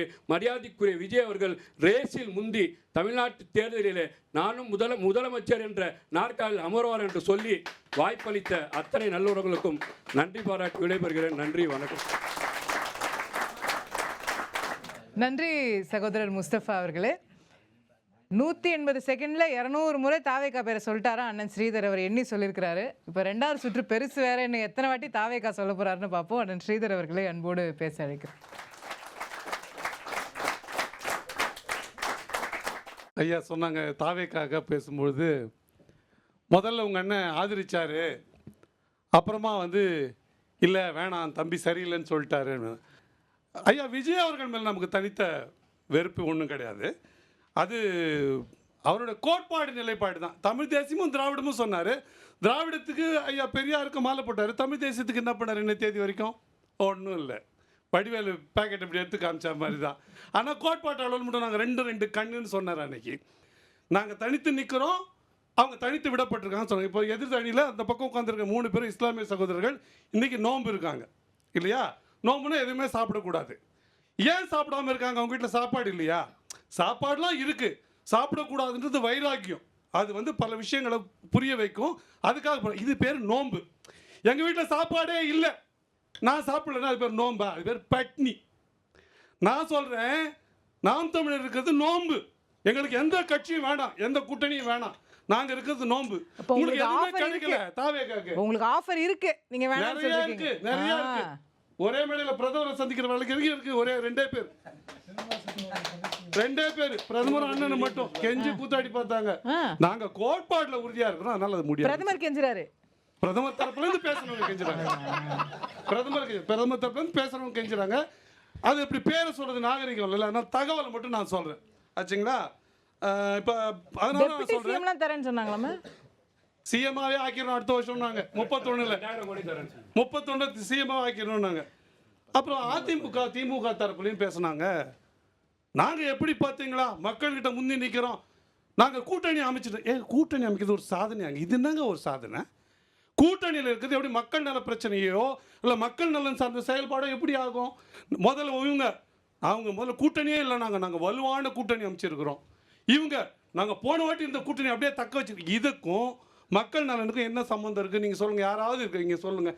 இதுக்கும் மக்கள் நலனுக்கும் என்ன சம்மந்தம் இருக்குது? இன்னொன்று, கூட்டணி சேர்ற கட்சி ஏதாவது ஒன்று சாதி வாரி கணக்கெடு நடத்துங்க, அப்போ தான் உங்கள் கூட்டணி கூட வருவோம். சொன்னது உண்டா? யாராவது ஒருத்தர் உண்டா? ஒரு கட்சி உண்டா? டாஸ்மாக ஒழிங்க, மது கூடாது இந்த நாட்டில், அதுக்கு உறுதி கொடுங்க. டாஸ்மாக மூடுவேன்னு சொல்லுங்கள், நாங்கள் கூட நிற்கிறோம், நாங்கள் இப்போ தான் கூட்டணி வரோம், இல்லைன்னா நாங்கள் கூட்டணிக்கு வர மாட்டோம் அப்படின்னு சொன்னவங்க உண்டா? ஒரு கட்சி உண்டா? ஏதாவது தமிழகத்தில் ஒரு கட்சி உண்டா? என்ன கேட்குறாங்க இவங்கன்னா, போன வாட்டி எங்களுக்கு 15 கொடுத்தீங்க, அது பத்தாது, இந்த வாட்டி ஒரு 2 பார்த்து போட்டு கொடுங்க. போகலண்ணா நாங்கள் போகிறேங்க. எனக்கு அது கொள்கை பிரச்சனையா? இல்லை, சீட்டுக்கும் நோட்டுக்கும் வர பேரம் எப்படி ஒரு மக்கள் நல திட்டமாக ஆகும்? இது அபத்தம். இதை ரொம்ப காலமாக நாங்கள் உத்தி எங்கள் ஜனங்களை ஏமாத்துறது உத்தியா? அப்போ அதில் ஒன்றும் சாதனை கிடையாது. ஆனால் இவங்க அதையே ஒரு சாதனை மாதிரி பேசுவாங்க. அப்போ அது அடிப்படையில் பிழையுடையது, மக்களை ஏமாற்றுகிற வேலை. அம்மா சொன்னாங்க, நிர்மலா பெரியசாமி அவர் சொன்னாங்க, அண்ணன் 116 தொகுதி போய் பார்த்தார்ல, 190 தொகுதியை போய் பார்த்தாரு. 190 தொகுதியை போய் பார்த்தது மக்கள் நலனுக்காகவா, தேர்தல் பரப்புரை பிரச்சாரத்துக்காகவா? பிரச்சாரத்துக்காக பேசுவது எப்படி? நான் சொல்றேன், தூய்மை பணியாளர் பிரச்சனை நடந்தது, அப்போ அதிமுகவோட செயல்பாடு என்ன? டங்ஸ்டன் பிரச்சனை வந்தது, அப்போ அதிமுகவோட செயல்பாடு என்ன? ஓய்வூதிய திட்ட பிரச்சனை வந்தது, சம வேலைக்கு சம ஊதியம் பிரச்சனை வந்தது, அப்போ அதிமுகவோட செயல்பாடு என்ன? இதெல்லாம் இல்லாமல் நாங்கள் மக்களை எதுக்காக போய் பார்த்தீங்க? மக்கள் பிரச்சனைக்காக போய் பார்த்தீங்களா? இல்லை பரப்புரை எங்களுக்கு ஓட்டு போடுங்கன்னு கேட்க போனீங்களா? நீங்கள் மக்களிடம் போய் மக்கள் பிரச்சனைக்காக நின்று பேசிட்டு இருந்தீங்கன்னா எங்களுக்கு ஓட்டு போடுங்கன்னு கேட்குற உரிமை உங்களுக்கு வந்துடுது. ஆனால் இல்லை, நாங்கள் 4.25 வருஷம் தூங்குவோம், கடைசி 3 மாதம் எல்லா தொகுதியும் போய் பார்ப்போன்னா ஜனநாயகத்தில் மக்கள் ஆட்சியில் எப்படி இது சரியாக இருக்க முடியும்? 5 கண்ணை வரான் சாப்பிட்டுடுமா அப்படின்னு குழந்தைக்கு சோறு ஊட்டுவாங்க. 5 கண்ணை எப்போனா நானும் எனக்கு சின்ன வயசில் ஊட்டினாங்க, வந்ததே கிடையாது. ஆனால் நானும் பயந்து சாப்பிட்டுட்டு இருக்கிறேன். அப்படி மக்களை அதுதான் சொல்கிறேன், அப்படிதான் தமிழக மக்களை ஊட்டிட்டாங்கன்னு சொல்கிறேன். பிஜேபி வருது, எங்க பிஜேபியோட வாக்கு விழுக்காடுன்னா 6லேருந்து 8. இப்போ அவங்க 11, 18 சொல்லிப்பாங்க. தேவநாதன் யார் யார் வாக்கெல்லாம் சேர்த்து சொல்லிப்பாங்க. அவங்களோட அடிப்படை 7, 8 விழுக்காடு இருக்கிற கட்சி என்னைக்குன்னா ஆட்சிக்கு வர முடியுமா? அப்படி போலியா அரசியல் தேவைக்காக கட்டமைக்கப்படுறது தான் பாஜக எதிர்ப்பு தவிர உண்மையில பாஜக எதிர்ப்பு இல்லை. உண்மையிலே பாஜக எதிர்ப்பு பாசிச எதிர்ப்புனா 99ல் ஏன் நீங்கள் பாஜகவோட இருந்தீங்க? அந்த கேள்விக்கு பதில் சொல்லுங்க. 99ல் மட்டும்தான் இருந்தீங்களா? இப்போ 2021 கடைசியில் நினைக்கிறேன், ஐயா கலைஞர் அவர் கருணாநிதி அவர்கள் சிலை திறந்தீங்களா? யார் வந்து திறந்தா? வெங்கைய நாயுடு வந்து திறந்தாரு. நீங்கள் தான் பாஜக எதிர்ப்பாளர்கள், ஏன் வெங்கைய நாயுடு கூப்பிட்டு வந்தீங்க? ஏங்க நாணயம் வெளியிட்டீங்கல்ல, ஐயா கருணாநிதிக்கு நாணயம் வெளியிட்டீங்கல்ல, யாரை கூப்பிட்டு வந்தீங்க? ராஜ்நாத் சிங் கூப்பிட்டு வந்தீங்க, வேற யாரும் வெளியால் கூப்பிட்டு வந்தீங்களா? அப்போ உங்களுக்கு பாசிச பாஜக எதிர்ப்பு இல்லையா? இப்போ நான் சொல்கிறேன், திமுகவை மக்கள் ஆதரிக்க மாட்டாங்க. ஏன் மாட்டாங்க அப்படின்னா, வாக்குறுதி திமுக வாக்குறுதி 2 அரசியலமைப்பு சட்டத்தில் பொதுப்பட்டியலில் உள்ள கல்வித்துறையை மீண்டும் அரசு பட்டியலில் மாநில பட்டியலில் கொண்டு வருவோம். இது திமுகவோட 2 வாக்குறுதி 2 இது நிறைய இருக்கு. குறிப்பா நான் சொல்ல 505 படிக்கணும்னா 7 நிமிஷம் கூட 505 போறாது. படிக்கிறேன். 5 படிச்சா போதும். 5 இப்போ கச்சத்தீவை நாங்க மீட்போம், அது இருக்கு. இப்போ நான் கேட்குறேன், பெயரளவுலையாவது கச்சத்தீவை மீட்க இவங்க செஞ்ச வேலை என்ன கொண்டு வந்தாங்க? இவங்க தான் சொல்லியிருக்காங்க, ஏங்க இப்போ 5.5 லட்சம் அரசு பணிகளை உண்டு பண்ணுவோம். 5.5 லட்சம் இந்த 5 ஆண்டுல உருவாக்கி இருக்கிற அரசு பணிகள் வெறும் 25,000. நீங்க தான் சொல்லியிருக்கீங்க கொரோனா சொன்னார், அவரே பயந்தாரு. அவர் விஜய்க்கும் அப்படிதான், அவர் ஐயா விஜய்க்கும் அவர் செருப்பு அவரே தட்டி போட்டுக்கிட்டாருங்க அப்படின்னு நினைச்சு. ஏங்க எங்கள் ஊரில் நாங்களாம் பாத்ரூம் போனால் நாங்களே தான் பாத்ரூம் செருப்பு போட்டு போவோம், யாரும் ஆளை தேட மாட்டோம். இதெல்லாம் ஒரு பெரிய குவாலிட்டி. அவர் வந்தாருங்க, எங்கள் நாங்கள் கூட தான் செத்து போனோம், கொரோனாவில் செத்து போனவங்களை போய் நேரடியாக பார்த்தோம். இதுனா ஒரு பெரிய சாதனை பார்க்கலாம். அது ஏங்க நான் ஒன்று எப்படியோ ஐயா ஸ்டாலின் அவர்களும் அப்படி தான், ஜனநாயகத்தில் அப்படி தான் இருக்க முடியும். அப்படி இல்லை. அதனால் நான் என்ன சொல்கிறேன், இப்போ இவங்க ரொம்ப எளிய ஐடியா தான், இது எதுவும் செல்லாது, இது எதுவும் நம்மளால் செய்ய முடியாது, அதனால காசை கொடு, இந்தா வச்சுக்க 13,500 கோடி ஓட்டு எனக்கு போடு. இது யாருன்னா பிஜேபி ஸ்டைல். பிஜேபி வேணாம் பாசிச எதிர்ப்பு சொல்கிறாங்களே, அதே ஸ்டைலில் இங்கே திராவிட அரசுன்னு சொல்லி இம்ப்ளிமெண்ட் பண்ணுறாங்க. இதில் கிஞ்சித்தும் உண்மையில் இன்னும் நிறைய பட்டியலிட்டுக்கிட்டே போகலாம். எந்த தரப்பு மக்களும் திமுகவோடு நிற்காத ஒரே காரணத்தினால்தான் திமுக பணத்தை வழங்குறது, திமுக களத்தில் இல்லவே இல்லை என்று நான் சொல்கிறேன். நன்றி, வணக்கம். நன்றி அண்ணன் ஸ்ரீதர் அவர்களே. நிறைய விஷயங்களை பட்டியலிட்டிருக்கிறாரு, அதிமுகவை பற்றியும் சரி திமுகவை பற்றியும் சரி. அடுத்ததாக பாட்டாளி மக்கள் கட்சியின் சார்பில் திரு கணேஷ்குமார் அவர்களை அன்போடு பேசுகிறார். மக்கள் இன்றைக்கு பழைய மாதிரிலாம் இல்லை, தெளிவாக இருக்கிறாங்க ரொம்பவே. ஏதோ கடன் வாங்கி அவர்களுக்கு 5,000 ரூபாய் கொடுத்துட்டா வாக்களிச்சிருவாங்க. அப்படி மக்களை அந்த ஒரு சிந்தனையே எப்படிப்பட்ட சிந்தனை என்பதை இன்றைக்கி மக்கள் தெளிவாக புரிஞ்சுக்கிட்டாங்க. ஏன்னா இத்தனை ஆண்டு காலமாக பொய் சொல்லி இந்த மக்களை ஏமாற்றிக்கிட்டே எவ்வளோ நாள் தான் இருக்க முடியும்? இன்றைக்கி அதோட மிகப்பெரிய ஒரு பிம்பம் தான் பாரதிய ஜனதா கட்சியை ஒரு பூச்சாண்டி மாதிரி காமிச்சு சொன்னார் மரியாதைக்குரிய காங்கிரஸ் நண்பர் பேசும்போது. மதவாத கட்சிக்கு எதிராக நாங்கள்லாம் 6 தேர்தலாக ஒன்றா இருக்கிறோம். மக்கள் நலனுக்காக நீங்கள் 6 தேர்தலாக ஒன்றா இல்லை, மக்கள் பாதிக்கிற பிரச்சனைக்காக நீங்கள் ஒன்றா இல்லை. மதவாதத்தை காமிச்சு, மதவாதம்னா என்ன வெளிப்படையாக சொல்லுங்கள். எல்லா மதத்துக்கும் சரிசமமாக பார்ப்பதான் மத சார்பின்மைன்னு வாங்க. அப்போ மதச்சார்பின்மை இல்லாமல் என்னைக்கு நீங்கள் இந்து மதத்தில் ஒரு தீபாவளிக்கோ ஒரு இதுக்கோ விநாயகர் சதுர்த்திக்கோ ஒரு வாழ்த்து சொல்ல மாட்டீங்க. ஒரு மதத்தை தனியாக பிரித்து பார்த்து அவர்களை பூச்சாண்டியாக காட்டுவதே ஒரு மதசார்பின்மை என்று சொன்னீங்கன்னு சொன்னால் உண்மையான மதவாதிகள் திராவிட முன்னேற்ற கழகம் தான் என்பதை இந்த நேரத்தில் தெளிவாக சொல்லுங்கள். எல்லாரையும் ஒரே மாதிரி பாவீங்க. இந்த பிம்பத்தை கட்டமைக்கிறது தான் பாட்டாளி மக்கள் கட்சியை நீங்கள் சாதி கட்சின்னு திரும்ப சொல்வதற்கான காரணம் அதுதான். தொடர்ச்சியாக நாங்கள் அத்தனை சமுதாயத்திற்கும் சேர்த்து தான் போராடுறோம். ஸோ வகுப்புவாரி பிரதிநிதித்துவம், இடஒதுக்கீடு கொடுங்க, சாதிவாரி கணக்கெடுப்பு நடத்துங்க, நாங்கள் தான் சொன்னோம். எங்களை சாதி கட்சி நீங்கள். பெரியார் சொன்னார், என்ன பெரியாருடைய கொள்கையை நீங்கள் இந்த சாதிவாரி கணக்கெடுப்புக்கு என்ன செஞ்சுருக்கிறீங்க? வழக்கு நடத்தினதுலேருந்து ஒட்டுமொத்தமாக அனைவருக்குமான இடஒதுக்கீடை வென்று கொடுக்கறதுக்கு போராடுற கட்சி பாட்டாளி மக்கள் கட்சி. ஆனால் என்ன சொல்லுவீங்க? ஒரு கட்டமைப்பு, கேவலம் வாக்கு அரசியல். இவர்களை எதிரியாக காமிச்சு இன்னொரு தரப்பினருடைய வாக்குகளை வாங்கி வெற்றி பெறலாம் என்பதற்காக ஒரு தேர்தல் யுகம் சொன்னால் இதை விட மக்கள் ஏமாறுவதற்கான காலம் என்பது மாறிக்கொண்டே இருக்கிறது. எவ்வளவு பொய், ஒரு பொய் 2 பொய்யா சொன்னார். 505 வாக்குறுதிகள் கொடுத்தீங்க, சொல்கிறதுக்கிட்ட டைம் கொடுக்க மாட்டான்னாரு. அவ்வளவும் பொய். பாரதிய ஜனதா கட்சி பாசிச கட்சி, ரைட்டு. நாடாளுமன்றத்தில் உங்களுடைய வாக்குறுதி, சட்டமன்றத்தில் நடக்கின்ற அனைத்து நிகழ்வுகளும் நேரடி ஒளிபரப்பு பண்ணுறோன்னு உங்களுடைய திமுகவை சேர்ந்த ராசா அவர்கள் பேசுவதோ, திருச்சி சிவா பேசுவதோ நாடாளுமன்றத்தில் நேரடியாக இருக்குல்ல, எல்லாம் பார்க்குறீங்க தானே? அப்போ அது ஜனநாயகம். ஏன் இங்கே ஒருத்தர் கூட திமுகவை எடுத்து பேசின ஒரு வீடியோ வெளியில் வர மாட்டுது? எது ஜனநாயகம்? டெக்னிக்கல் ஃபால்ட்னு. இதுதான் அது ஜனநாயகம், பாசிசம் அல்ல ஜனநாயகம். நல்லா பார்க்கணும், நல்லா யோசிச்சு பாருங்க. எல்லாரும் சொன்னாங்க பாட்டாளி மக்கள் கட்சி 2016 மாற்ற முன்னேற்றம் என்ற கொள்கையை முன்வைத்து தேர்தல் அறிக்கையை தயாரித்து கொடுத்தோம். தமிழ்நாட்டில் நாங்கள் ஆட்சிக்கு வந்தால் லோகாயுக்தா கொண்டு வருவோம், ஊழல் செய்ய முடியாதுன்னு. இன்னி வரைக்கும் லோகாயுக்தா நாங்களும் கொண்டு வரோம்னு சொன்னாங்க திமுக. இன்னி வரைக்கும் கொண்டு வந்துட்டாங்களா? அதை பற்றி பேசியிருக்காங்களா? பேச மாட்டாங்க. இது ஏதாவது கேள்வி கேட்டால் பாஜக வந்துடும். நீ யார் கேள்வி கேட்குற? மரியாதைக்குரிய எடப்பாடியார் அவர்கள் என்ன செஞ்சார்? கிராமப்புற இருக்கக்கூடிய அரசு பள்ளியில் படித்தவர்களுக்கு உயர்கல்வியில் 7.5% இடஒதுக்கீடை கொண்டு வந்தார். அன்னைக்கு எதிர்த்த கட்சி பாரதிய ஜனதா கட்சி. எல்லாருக்கும் தெரியும் தானே? பயந்தா விட்டுட்டாரு அவர். கவர்னர் கையெழுத்து போட மாட்டேன்னு சொன்னார்.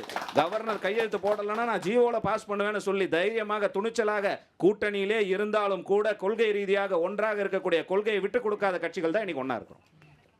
எதுக்கு எடுத்தாலும் விட்டு கொடுத்துட்டு நாங்கள் கூட்டணியில் ஒன்றா இருக்கிறோம் சொன்னால் என்ன விஷயம்? யோசிக்கணுமா யோசிக்க வேண்டாமா? தமிழுக்கு எதிராக இருக்கிறோம். இன்றைக்கு தமிழை வந்து அழிக்க நினைக்கிறது, இந்தியை திணிக்குது. இந்திய திணிச்ச கட்சி அது காங்கிரஸா இல்லையா? அப்போ என்ன கொள்கை இருக்கிறது உங்களுக்கு? உங்களுக்கு இருப்பது ஒரே ஒரு கொள்கை.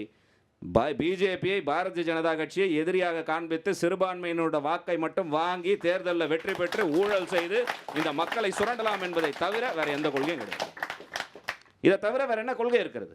கொரோனா காலத்தில் டாஸ்மாக் கடையை மூடணும்னு சொல்லி ரோட்டில் வந்து போராடினீங்கல்ல, அது கூட உங்களுடைய சாதனை தான். ஏன் உங்கள் ஆட்சி காலம் வந்த உடனே ஒரு கடையை கூட மூட முடியல? கொரோனா காலத்தில் சாலையில் இறங்கி போராடினவங்க தானே நீங்கள். இன்னைக்கு பொங்கலில் 500 கோடி ரூபாய் வருமானம் எங்கே எட்டு போய் விடுறீங்க நாட்டை? இத்தனை கொள்கை. ஏன் பென்ஷன் கொடுக்க முடியல? ஓல்டு பென்ஷன் ஸ்கீம் கொண்டு வர முடியல? நிதி நெருக்கடி. 6000 கோடி கடன் வாங்கி 5000 ரூபாய் கொடுக்கும்போது நிதி நெருக்கடி இல்லை. அரசு ஊழியர்களுடைய பிரச்சனையை தீர்த்து வைங்கன்னா நிதி நெருக்கடி. ஓட்டுநர்களுடைய பிரச்சனையை தீர்த்து வைங்கன்னா நிதி நெருக்கடி. சிந்திக்கணுமா சிந்திக்க வேண்டாமா? நீட் விலக்கு நாங்கள் வந்த உடனே முதல் கையெழுத்து நீட்டு. அதுக்கான ரகசியம் எங்களுக்கு தெரியும். அது என்ன ரகசியம்னு 5 வருஷம் ஆயும் சொல்ல மாட்டீங்க. இன்னி வரைக்கும் தெளிவாக சொன்னோம். அந்த நீட்டை கொண்டு வந்தது காங்கிரஸ் ஆட்சி. அதற்கு சட்ட போராட்டம் நடத்தியது காங்கிரஸ் கட்சியை சேர்ந்த வழக்கறிஞர். சுப்ரீம் கோர்ட்டில் போய் அதுக்கான தீர்ப்பு வாங்கிட்டு வந்தது காங்கிரஸ். இன்றைய வரைக்கும் நீட்டுக்கு எதிராக காங்கிரஸ் கட்சி பேசலை. உங்க கூட்டணியில் நீட்டு விலக்க வாய்ப்பே இல்லைல்ல. நாங்கள் இருக்கிற வரைக்கும் 2009 மருத்துவர் அன்புமணி ராமதாஸ் அவர்கள் இருக்கின்ற வரைக்கும் நீட்டை கொண்டு வருவதற்கு ஒருபொழுதும் அனுமதிக்காத தலைவர் தான் மருத்துவர் அன்புமணி ராமதாஸ். எடப்பாடியை வந்தால் நீட்டை எடுத்துருவாரா? 2009க்கு முன்னால் அது பேப்பர் லேட் ஆன் டேபிள் முடியல. அதற்கு பிறகு நீதிமன்றம் என்ன பண்ணுவீங்க? நீட்டில் உங்க வாக்குறுதி முடியாதுங்க. நாங்கள் வாக்குறுதி இப்போ கொடுக்கலங்க. ஏன்னா உச்ச நீதிமன்றம் வரைக்கும் சென்று விட்டது. மீண்டும் பாட்டாளி மக்கள் கட்சி மத்திய அரசாங்கத்திடம் எம்பியில் நாடாளுமன்ற தேர்தலில் கணிசமான எண்ணிக்கையில் வரும்பொழுது நாடாளுமன்றத்தில் சட்ட திருத்தம் கொண்டு வருவதற்கான முயற்சியை எடுத்தாலே ஒழிய அதற்கான மாற்று வழி என்பது இருக்காதுன்னு எங்களுடைய பார்வை. அயோத்திதாச பண்டிதர் என்ற மாபெரும் தலைவர் எப்போ உங்களுக்கு ஞாபகத்துக்கு வந்தார்? இத்தனை வருஷ காலம் நீங்கள் ஆட்சிக்கு செஞ்சீங்க. திராவிட முன்னேற்ற கழகம் எத்தனை ஆண்டு காலமாக ஆட்சியில் இருந்தது? இன்றைக்கி தான் மணிமண்டபம் கட்ட. எப்போ 2023 மணிமண்டபம் கட்டுவதற்கான யோசனையே உங்களுக்கு அப்போ தான் வந்திருக்குது. ஆனால் 2006ஆம் ஆண்டு தேசிய நேஷனல் இன்ஸ்டியூட் ஆஃப் சித்த மருத்துவத்திற்கான தேசிய ஆணையம் கொண்டு வந்த போது அதற்கான பெயரை அன்றைக்கே வைத்தவர் மருத்துவர் அன்புமணி ராமதாஸ் என்கின்ற தலைவர். எங்களை பார்த்து நீங்கள் சாதி கட்சின்னு சொல்கிறீங்களா? எங்களை சாதி கட்சின்னு சொல்லி எங்களை ஒதுக்கி விடலாம் என்பது ரொம்ப நாள் ஏமாற்ற முடியாது. ஒரு மக்களை ரொம்ப நாள் ஏமாற்றுறீர்கள் என்று சொன்னால் ஏமாறுவது நீங்களாக தான் இருப்பீர்கள் இறுதியாக. ஏன்னா நாங்கள் கேட்பது நியாயமான விஷயம். கேட்டார் சாதிவாரி கணக்கெடுப்பு நடத்துங்க. சமூக நீதியை தூக்கி பிடிக்கின்ற கட்சி தானே திமுக. பீகாரில் நடத்திட்டாங்க, தெலுங்கானாவில் நடத்திட்டாங்க, ஒரிசாவில் நடத்துகிறாங்க. ஏன் உங்களால் முடியல? எண்ணம் இல்லை. பந்தை தூக்கி பிஜேபி, அது பிஜேபி தான் செய்யணும். இன்னைக்கு பிஜேபி உத்தரவாதம் கொடுத்துட்டான். இப்போ நீங்கள் என்ன சொல்ல போகிறீங்க? பிஜேபி உத்தரவாதம் கொடுத்துட்டாங்க, அடுத்து நடத்தக்கூடிய கணக்கெடுப்பில் சாதிவாரி கணக்கெடுப்பு நடத்த போகிறோன்னு. ஆனால் மீண்டும் சொல்கிறேன், ஒட்டுமொத்த இந்தியாவில் நடத்தும் பொழுது அது அக்யூரேட்டாக வராது. இதே காங்கிரஸ் அரசு எடுத்தது 2011 எடுத்தாங்க. ஏன் வெளியிட முடியல? 1 லட்சம் பிழை இருக்குன்னாங்க. அப்போ ஒவ்வொரு மாநிலத்திற்கும் அது வேறுபடும். அப்போ வேறுபடும்பொழுது ஒரு மாநில அளவில் எடுக்கும்பொழுது அதற்கான தரவுகள் சரியாக கிடைக்கும் என்று நாங்கள் புரிய வைக்கிறோம். ஆனால் எடுப்பதற்கு மனம் இல்லை. பெரியாரை பற்றின அக்கறை இல்லை. ஆனால் பெரியாரை வைத்துக்கொண்டு அரசியல் செய்ய வேண்டும், பிஜேபியை காண்பித்து அரசியல் செய்ய வேண்டும். இந்த அரசியல் இந்த தேர்தலில் வெட்ட வெளிச்சமாக அப்பட்டமாக வெளிப்படுவீர்கள். மிகப்பெரிய தோல்வியை இந்த தேர்தலில் சந்திப்பீர்கள். மீண்டும் தேசிய ஜனநாயக கூட்டணியினுடைய ஆட்சி அமையும். மரியாதைக்குரிய எடப்பாடியார் அவர்கள் முதலமைச்சராக இருப்பார். பாட்டாளி மக்கள் கட்சியினுடைய மொத்த கொள்கையையும் நாங்கள் வென்றெடுப்போம் என்று இந்த நேரத்தில் கேட்டு வாய்ப்புக்கு நன்றி கூறுகிறேன். நன்றி. நன்றி திரு கணேஷ்குமார் அவர்களே. வரிசையாக நிறைய குற்றச்சாட்டுகளை ஆளும் தரப்பு மீது அடுக்கி இருக்கிறார். நிறைய பதில் சொல்ல வேண்டி இருக்கிறது. காங்கிரஸ் தானே இந்திய திணிச்சதுன்னு கேட்டிருக்கிறாரு. திரு இப்ராஹிம் அவர்களை அன்போடு பேச அழைக்கிறேன்.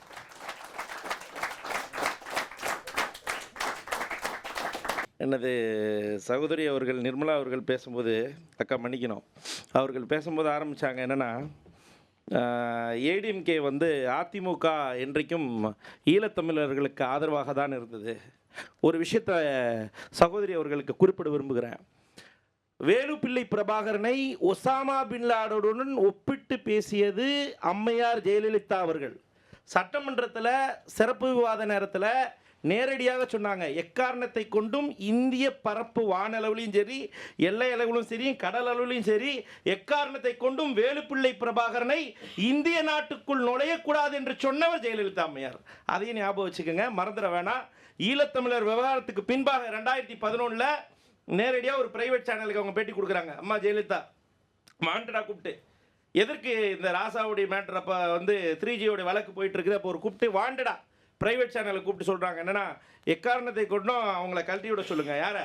திமுக கூட்டணியை கழட்டி விட சொல்லுங்கள். அதிமுகவை நாங்கள் எங்களுடைய எம்பிகளை நாங்கள் தர தயாராக இருக்கிறோம், மேலும் எங்களுடைய சகோதரர்கள் எல்லாம் இருக்கிறார்கள், தயாராக இருக்கின்ற என்று சொல்லும் போதெல்லாம் அன்றைக்கு ஈழத்தமிழர்களை கொன்று குவித்தது காங்கிரஸ் என்று அம்மையார் ஜெயலலிதாவுக்கு தெரியவில்லையா என்று நிர்மலா அவர்களிடம் சகோதரியிடம் ஒரு கேள்வியாக வைக்கிறேன். அடுத்து இன்னொரு விஷயம், ஸ்கெட்சு போட்டு தூக்குறதுல காங்கிரஸோ திராவிட முன்னேற்ற கழகமோ குறிப்பாக இருக்குதுன்னு சொன்னாங்கல்ல. ஸ்கெட்சு போட்டு தூக்குனா கூட பரவாயில்ல மேடம், கர்ச்சீஃப் போட்டு தூக்கிட்டு போறீங்க, இதெல்லாம் அநியாயமா இருக்கு. கர்ச்சீஃப் போட்டு தூக்கிட்டு போறீங்களே. கூவத்தூர்லாம் மறந்துட முடியுமா? கூவத்தூர்ல எத்தனை நாட்களாக வண்டியா சாரசாரியா தூக்கிட்டு போனீங்களே ஸ்கெட்சு போட்டு, அதெல்லாம் மறந்துட முடியுமா? தொடர்ந்து பாசிச பாஜக, பாசிசம் என்றால் என்ன பாயாசமா என்று சொன்னவர்களுக்கெல்லாம் பாசிசத்தை பற்றி சொல்வது என்பது எனக்கு தெரிஞ்ச அறமா இருக்க முடியாது என்பதுதான் என்னுடைய தனிப்பட்ட கருத்தாக இருக்கிறது. நீங்கள் இன்றைக்கு என்ன வேணாலும் பேசலாம், ஆனால் மதவாதம் என்பது எந்த அளவுக்கு ஆபத்தானது, பாசிசம் என்பது எந்த அளவுக்கு ஆபத்தானது என்றால், இன்றைக்கு நாங்கள் பேசிக்கொண்டிருக்கிற அனைவரும், இங்கே பார்த்து கொண்டிருக்கிற விருந்தினர்கள் அனைவரும் மாமன் மச்சான் சகோதரத்துவத்துடன் இருப்பதை கேடு விளைவிக்கக்கூடிய ஒரே சக்தி மதவாத சக்தி. அந்த மதவாத சக்தியை அடித்து உழைக்க வேண்டுமானால் அது இந்தியா கூட்டணி ராகுல் காந்தியால் மட்டும்தான் முடியும். ஏன்னா நேரடியாக பிரியங்கா காந்தி போன வருஷம் கூட கான்கிளேவ்ல சொன்னாங்க. அம்மையார் பிரியங்கா காந்தி நேரடியாக சொன்னாங்களாமா ராகுல் காந்தி அவர்களிடம். அவர் வெளியில் வந்து சொல்லும்போது சொன்னார், என்றைக்காவது ஒரு நாள் நீ தீக்கரைக்கப்படுவாய், தொடர்ந்து நீ தீயுடன் விளையாடுகிறாய். காரணம், ராகுல் காந்தி தொடர்ந்து RSS மட்டும்தான் குறிவித்து பேசுகிறார்.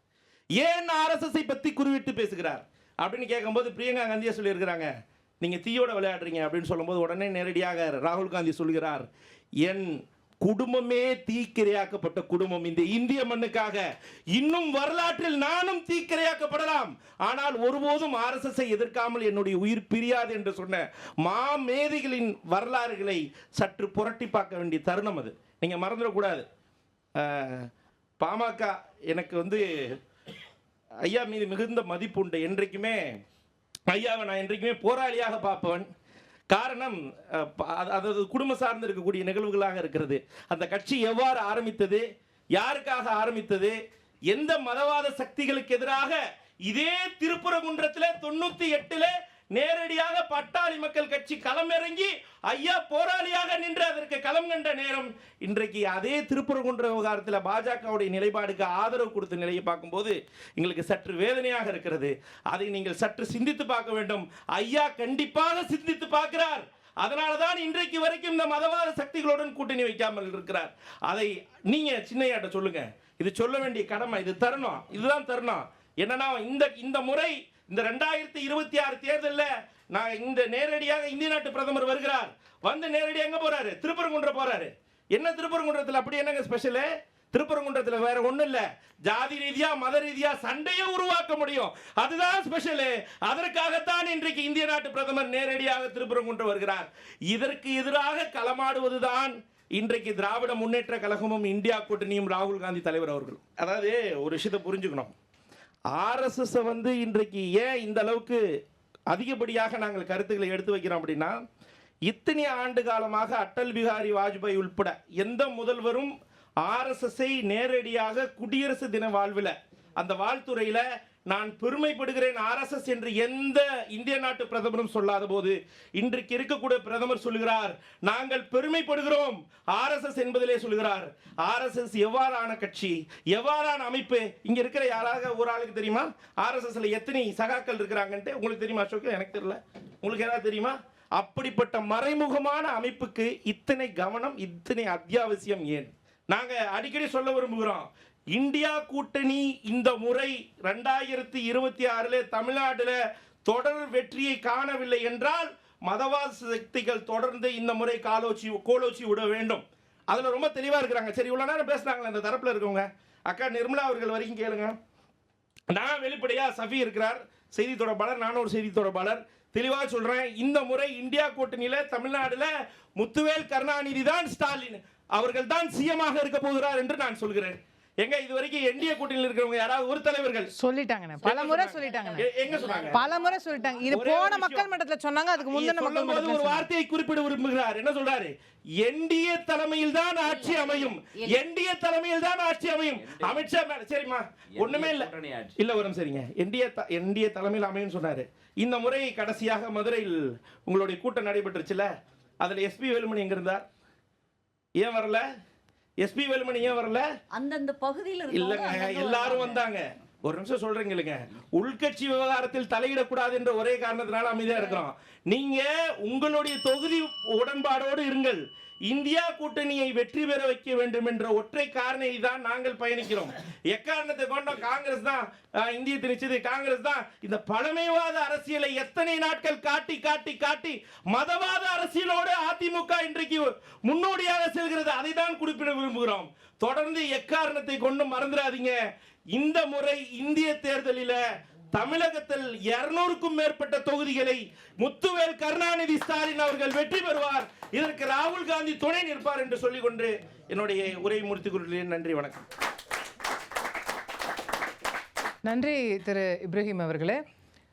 மதவாதத்தை எதிர்ப்பது தான் ஒற்றை நோக்கம் அப்படிங்கிறத மீண்டும் சொல்லி அவருடைய உரையை நிறைவு செய்திருக்கிறார். அடுத்ததாக அண்ணா திராவிட முன்னேற்ற கழகத்தின் சார்பில் நிர்மலா பெரியசாமி அவர்களை அன்போடு பேச அழைக்கின்றனர்.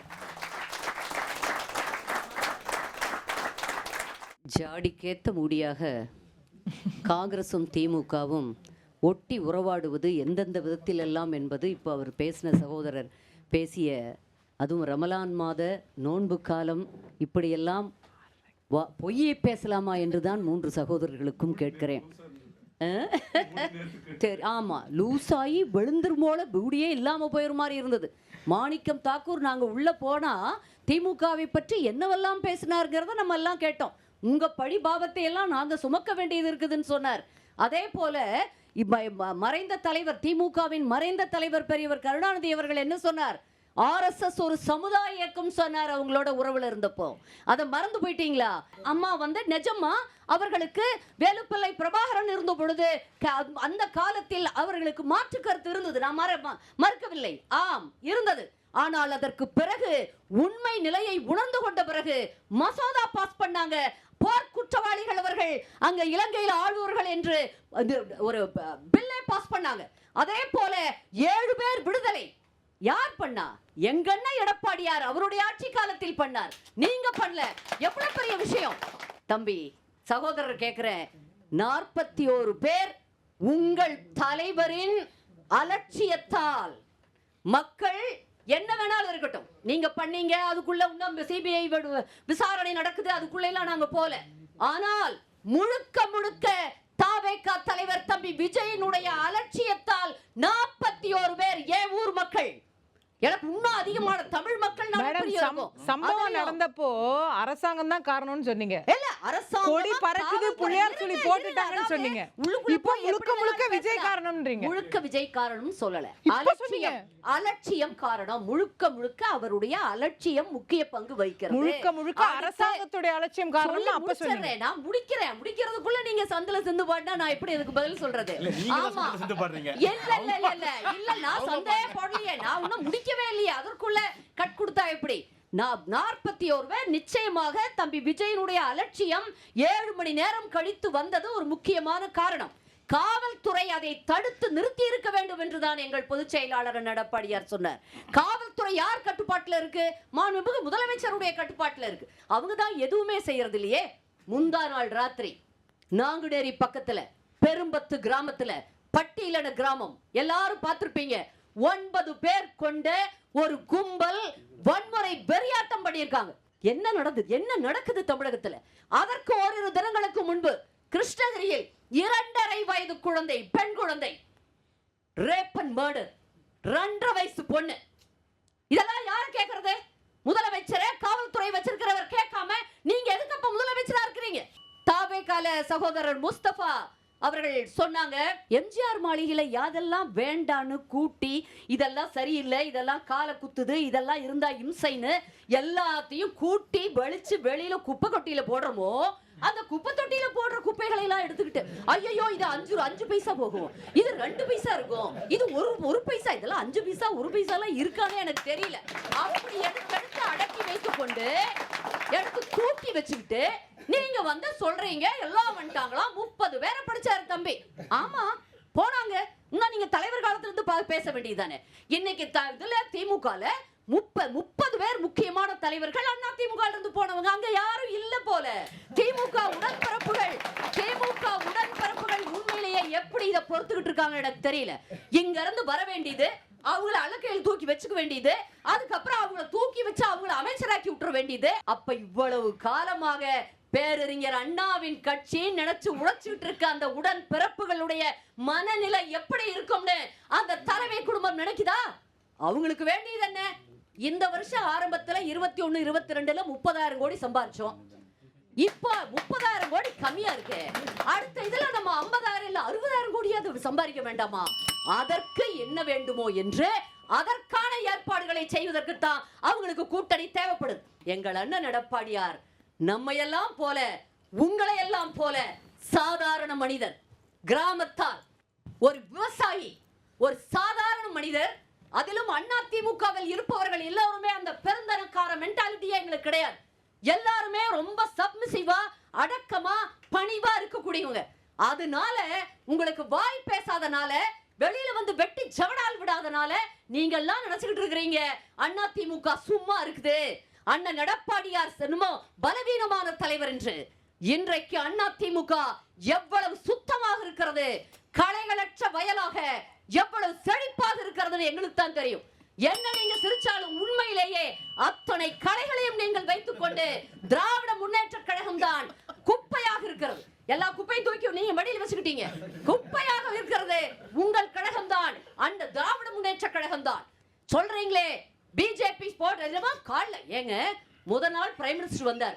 அந்த நிகழ்வுல நம்ம பங்கு பெறோம். அதுல அன்னைக்கு பேச்சு முடியல. அடுத்த நாள் அங்க டெல்லி போய் பேசி முடிச்சுட்டு வந்துட்டாங்க. உரிய நேரத்துல அதை அனௌன்ஸ் பண்ணுவாங்க. அதுக்குள்ள என்ன அவசரம்? என்னவற்றையெல்லாம் கட்டமைத்தீர்கள். ஒரு வாரத்துல போகுது, ஒரு மாசத்துல போகுது, சொல்லிக்கிட்டே இருந்தீங்களே, என்ன ஆச்சு? அதே போலத்தான் இப்பொழுதும் 2026 தேர்தல் ரேஸில் தமிழ்நாட்டின் நலனுக்காக எங்கள் எடப்பாடியார் வெற்றி பெறுவார். தமிழ்நாடு எல்லா வகையிலும் சிறப்புறோம். மீண்டும் ஆணைத்தரமாக சொல்கிறேன். நன்றி, வணக்கம்.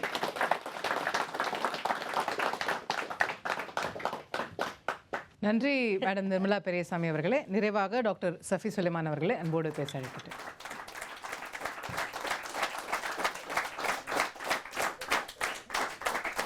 முஸ்தபா நப் சொன்னதில் ஒரே ஒரு விஷயத்தை நான் கோடிட்டு காட்டணும், இல்லை அவர் வருத்தப்படுவார். ரேஸில் நாங்கள் ஓடி போகிறோம், நாங்கள்லாம் தான் ஓடி போகிறோம். நேற்று தான் பார்த்தோம் எல்லாம் எப்படி ஓடி போனாங்க. செருப்பு இருப்புலாம் என் வந்து தேடிட்டு இருந்தாங்க. அப்புறம் செருப்பு வீடியோ ஃபுல்லாக செருப்பாக இருக்குது. அதில் ஒரு தம்பி வேறு தானே இதெல்லாம் எடுக்காதீங்கன்னு வேறு சொல்கிறாரு. இது செருப்புலாம் எடுத்துட்டு இருக்காதீங்க, அந்த மாதிரி ஓடுறாங்க. வர அந்த ஓட்டம் தான் பார்த்தா தலைவரை பார்க்க தானே சார் ஓடுறாங்க. பார்க்க தான் போகிறாங்க. பாயிண்ட் அண்டர்லைன், பார்க்க தான் போகிறாங்க. Right, okay. அதே மாதிரி ஸ்ரீதர் அண்ணன் வந்து நிறைய பேசுனாங்க. அதில் 234 வேட்பாளர்களையும் நாங்கள் அறிவித்தாச்சு, அப்போ தான் ரேஸில் நாங்கள் தான் முன்னாடி இருக்கோம். எவ்வளோ பெரிய காமெடி! 234 வேட்பாளர் முதல்ல அறிவிச்சிட்டா இவங்க தான் ரேஸில் இருக்காங்கன்னு சொல்லிட்டு அவங்களே நினச்சிக்கிறாங்க. இது எங்கே போய் சொல்கிறதுன்னு தெரில. அதே மாதிரி அண்ணன் பேசும்போது, நம்ம முஸ்தபா அண்ணன் பேசும்போது பட்டியலிட்டார் ஒவ்வொரு துறையில் இவ்வளோ ஊழல் இருக்குது, அத்தனை கோடி அத்தனை கோடி அத்தனை கோடின்னு.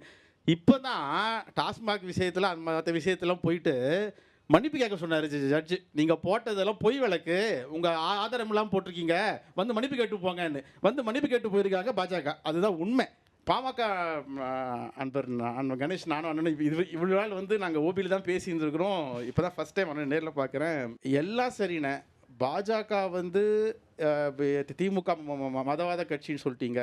இதெல்லாம் தெரிஞ்ச ஐயா ஏன் வீட்டு வெளியே பாரத் மாதா கட்சி கோஷம் போட்டாங்க, அதனால தான் விரட்டி விட்டேன்னு ஏன் சொன்னார்?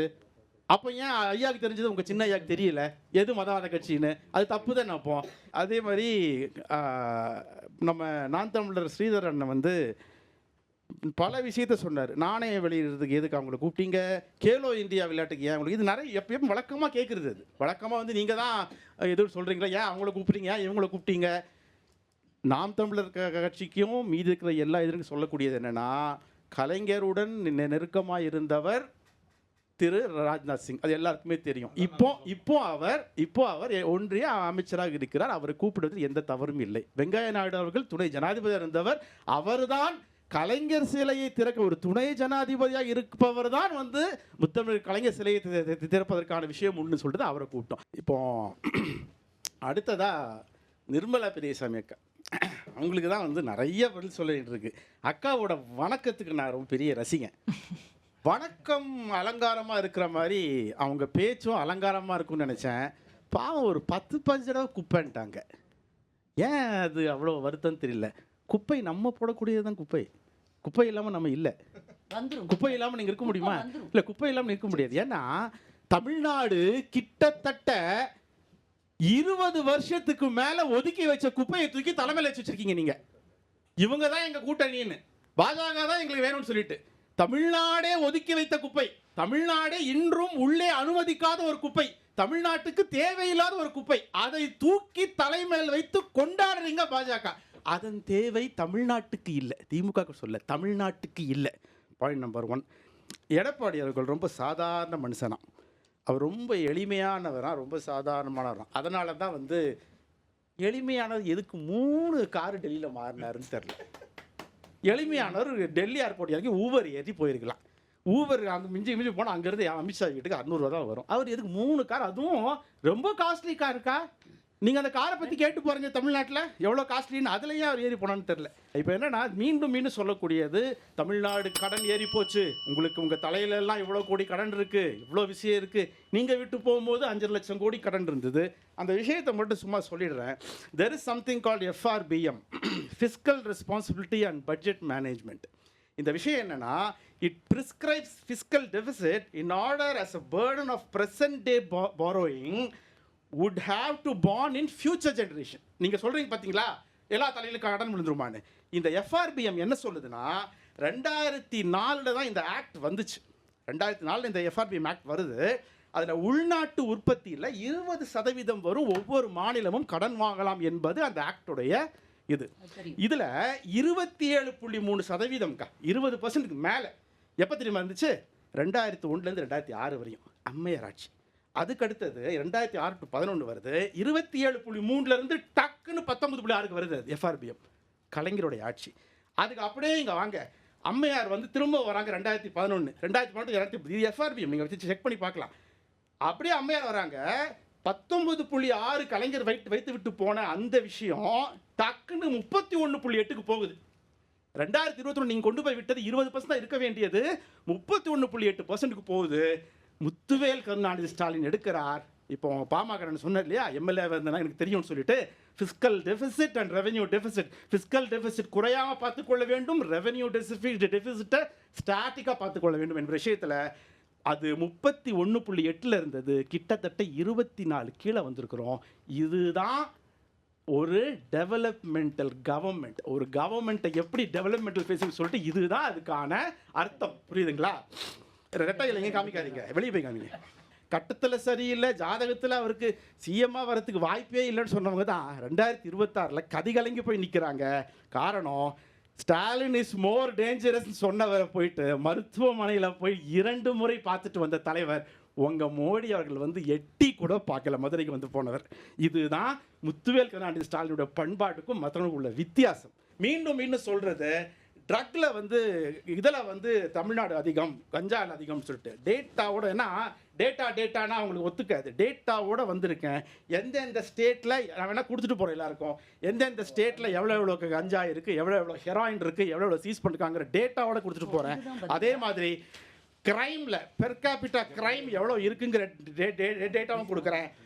டாஸ்மாக் உடைய இது சொன்னாங்க ரெவென்யூ, மற்ற ஸ்டேட்லாம் எவ்வளோ இருக்குது, தமிழ்நாட்டில் எவ்வளோ இருக்குன்ற ரெவென்யூவும் கொடுக்குறேன். அதே மாதிரி ஸ்டேட் வைஸ் ரேப் இன்சிடென்ட்ஸ் இப்போ சொன்னாங்களா அக்கா, பச்சை குழந்தை 2 வயது குழந்தை அந்த டேட்டாவும் கொடுக்குறேன். இந்தியா முழுக்க தமிழ்நாடு எங்கே நிற்கும் டேட்டாவும் கொடுக்குறேன். அதே மாதிரி ட்ரக் டிராஃபிக்கிங் கேசஸ் என்னென்ன ட்ரக் டிராஃபிக் அந்த டேட்டாவும் கொடுக்குறேன். இந்த டேட்டா எல்லாம் நாங்கள் சொல்லலை, உங்கள் கூட கூட்டணியில் இருக்கிற ஒன்றிய அரசு கொடுத்த டேட்டா. இது எதுவுமே தமிழ்நாடு அரசு வெளியிடல. தமிழ்நாடு அரசு வெளியிட்டதை காமிக்கட்டுமா? 4 ஆண்டு சாதனைகளை தமிழ்நாடு அரசு வெளியிட்டிருக்கிறது. இந்த புக்கை வேணா கொடுத்துட்டு போறேன், பொறுமையா உட்காந்து படிங்க, எங்களுக்கு பிரச்சனையே இல்லை. இங்க டப்பா இன்ஜின் சர்க்கார் வைக்கிறதுக்கு தமிழ்நாடு உங்களை இங்க ரத்த கம்பளம் வச்சு இங்க வர வைக்கல. இங்க முத்துவேல் கருணாநிதி ஸ்டாலின் ஆட்சி இருக்க வரையும் டப்பா இன்ஜினுக்கு வேலை இல்லை. இது என்டிஏவுக்கும் தமிழ்நாட்டுக்குமான தேர்தல். இதில் ஜெயிக்க போகிறது தமிழ்நாடு. நன்றி. நன்றி டாக்டர் சஃபி சுலைமான் அவர்களே. 6 பேருமே பேசி முடிச்சுட்டாங்க ரேஸில் யார் முந்துறாங்க அப்படின்னு. ரேஸில் முதல்ல திரு முஸ்தபா அவர்கள் சொன்னது தான் நம்ம ஒரு உதாரணமாக எடுத்துக்கலான்னு நினைக்கிறேன். இவங்க யார் முந்துறாங்களோ இல்லையோ ரேஸில் முந்துறதுக்கு மக்கள் ரெடியாக இருக்கிறாங்க அப்படின்னு சொன்னார். மக்கள் இந்த தேர்தலில் நாங்கள் முந்துறோம், நீங்கள்லாம் கொஞ்சம் அமைதியாக உட்காருங்க அப்படின்னு சொல்லி மக்கள் அவரவர் முடிவை அவரவர் எடுப்பதற்கு மக்கள் தயாராகி வருகிறார்கள். இந்த 6 பேர் பேசுனதையும் எல்லா மக்களும் நீங்களும் கேட்டீங்க, தொலைக்காட்சியில் மக்களும் கேட்க போகிறாங்க. அப்போ இதில் முந்துறது யார் அப்படிங்கிற முடிவை எடுப்பதற்கு மக்கள் தயாராக இருக்கிறாங்க. அந்த முடிவை எடுப்பதற்கு அவங்களுக்கு உதவி செய்கிறதுக்காக அப்பப்போ இந்த கட்சிகள் சில வாக்குறுதிகளை கொடுப்பாங்க. நாங்கள் வந்தால் இதை செஞ்சிடறோம், கொஞ்சம் எங்களை பாரு, நாங்கள் தான் அப்படின்னு சொல்லி வாக்குறுதிகள். இப்போ அதிமுக வரிசையாக இன்ஸ்டால்மெண்ட்டாக வாக்குறுதிகள் ரிலீஸ் பண்ணிகிட்டு இருக்கிறாங்க. அடுத்து திமுக தேர்தல் அறிக்கை வரும், தாவேகா தேர்தல் அறிக்கை வரும், நாம் தமிழர் கட்சி அவங்க ஏற்கனவே செயல்பாட்டு வரைவுன்னு சொல்லி அவங்க பேசிக்கிட்டே இருக்கிறாங்க. ஸோ இதெல்லாமே வரும். அந்த வாக்குறுதியில் இப்போ ஏற்கனவே பார்த்திங்கன்னா 5000லேருந்து ஒரு 10,000 வாக்குறுதி அந்த 10,000க்கு மேலே ஏதாவது வருமா அப்படின்னும் மக்கள் பார்த்துட்டு இருக்கிறாங்க. ஸோ இதெல்லாம் வேற மக்கள் கவனிப்பாங்க. நான் முதல்ல சொன்ன மாதிரி தேர்தல் அறிவிப்பு எப்போ வரும் அப்படிங்கிறதுக்கான காத்திருப்போடு மக்கள் இருக்கிறார்கள். அந்த தேர்தல் அறிவிப்பு வரட்டும்.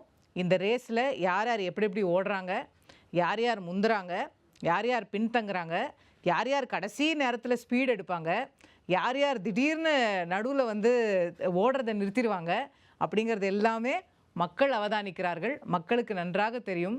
அந்த தேர்தல் நாள் அறிவிப்புக்காக காத்திருக்கிறார்கள். அவர்கள் இந்த ரேஸில் யாரை வெற்றியாளராக்க போகிறார்கள் அப்படின்னு அந்த போடியம் ஃபினிஷ் அப்படின்னு சொல்லுவாங்க. யாருக்கு கோல்டு மெடலை மக்கள் தரப்போகிறாங்க அப்படிங்கிறத நம்ம பொறுத்திருந்து பார்ப்போம். மே மாதம் நமக்கு விடை தெரிஞ்சிடும். இந்த அமர்வில் அழகாக தங்களுடைய பார்வைகளை பிரதிபலித்த 6 விருந்தினர்களுக்கும் எங்கள் நெஞ்சார்ந்த நன்றிகள். பார்வையாளர்களாக இருந்த உங்களுக்கும் நன்றி. தொலைக்காட்சியில் பார்த்து கொண்டிருக்கக்கூடிய எங்களுடைய நேயர்களுக்கும் நன்றிகள் தெரிவித்து விடைபெறுகின்றோம்.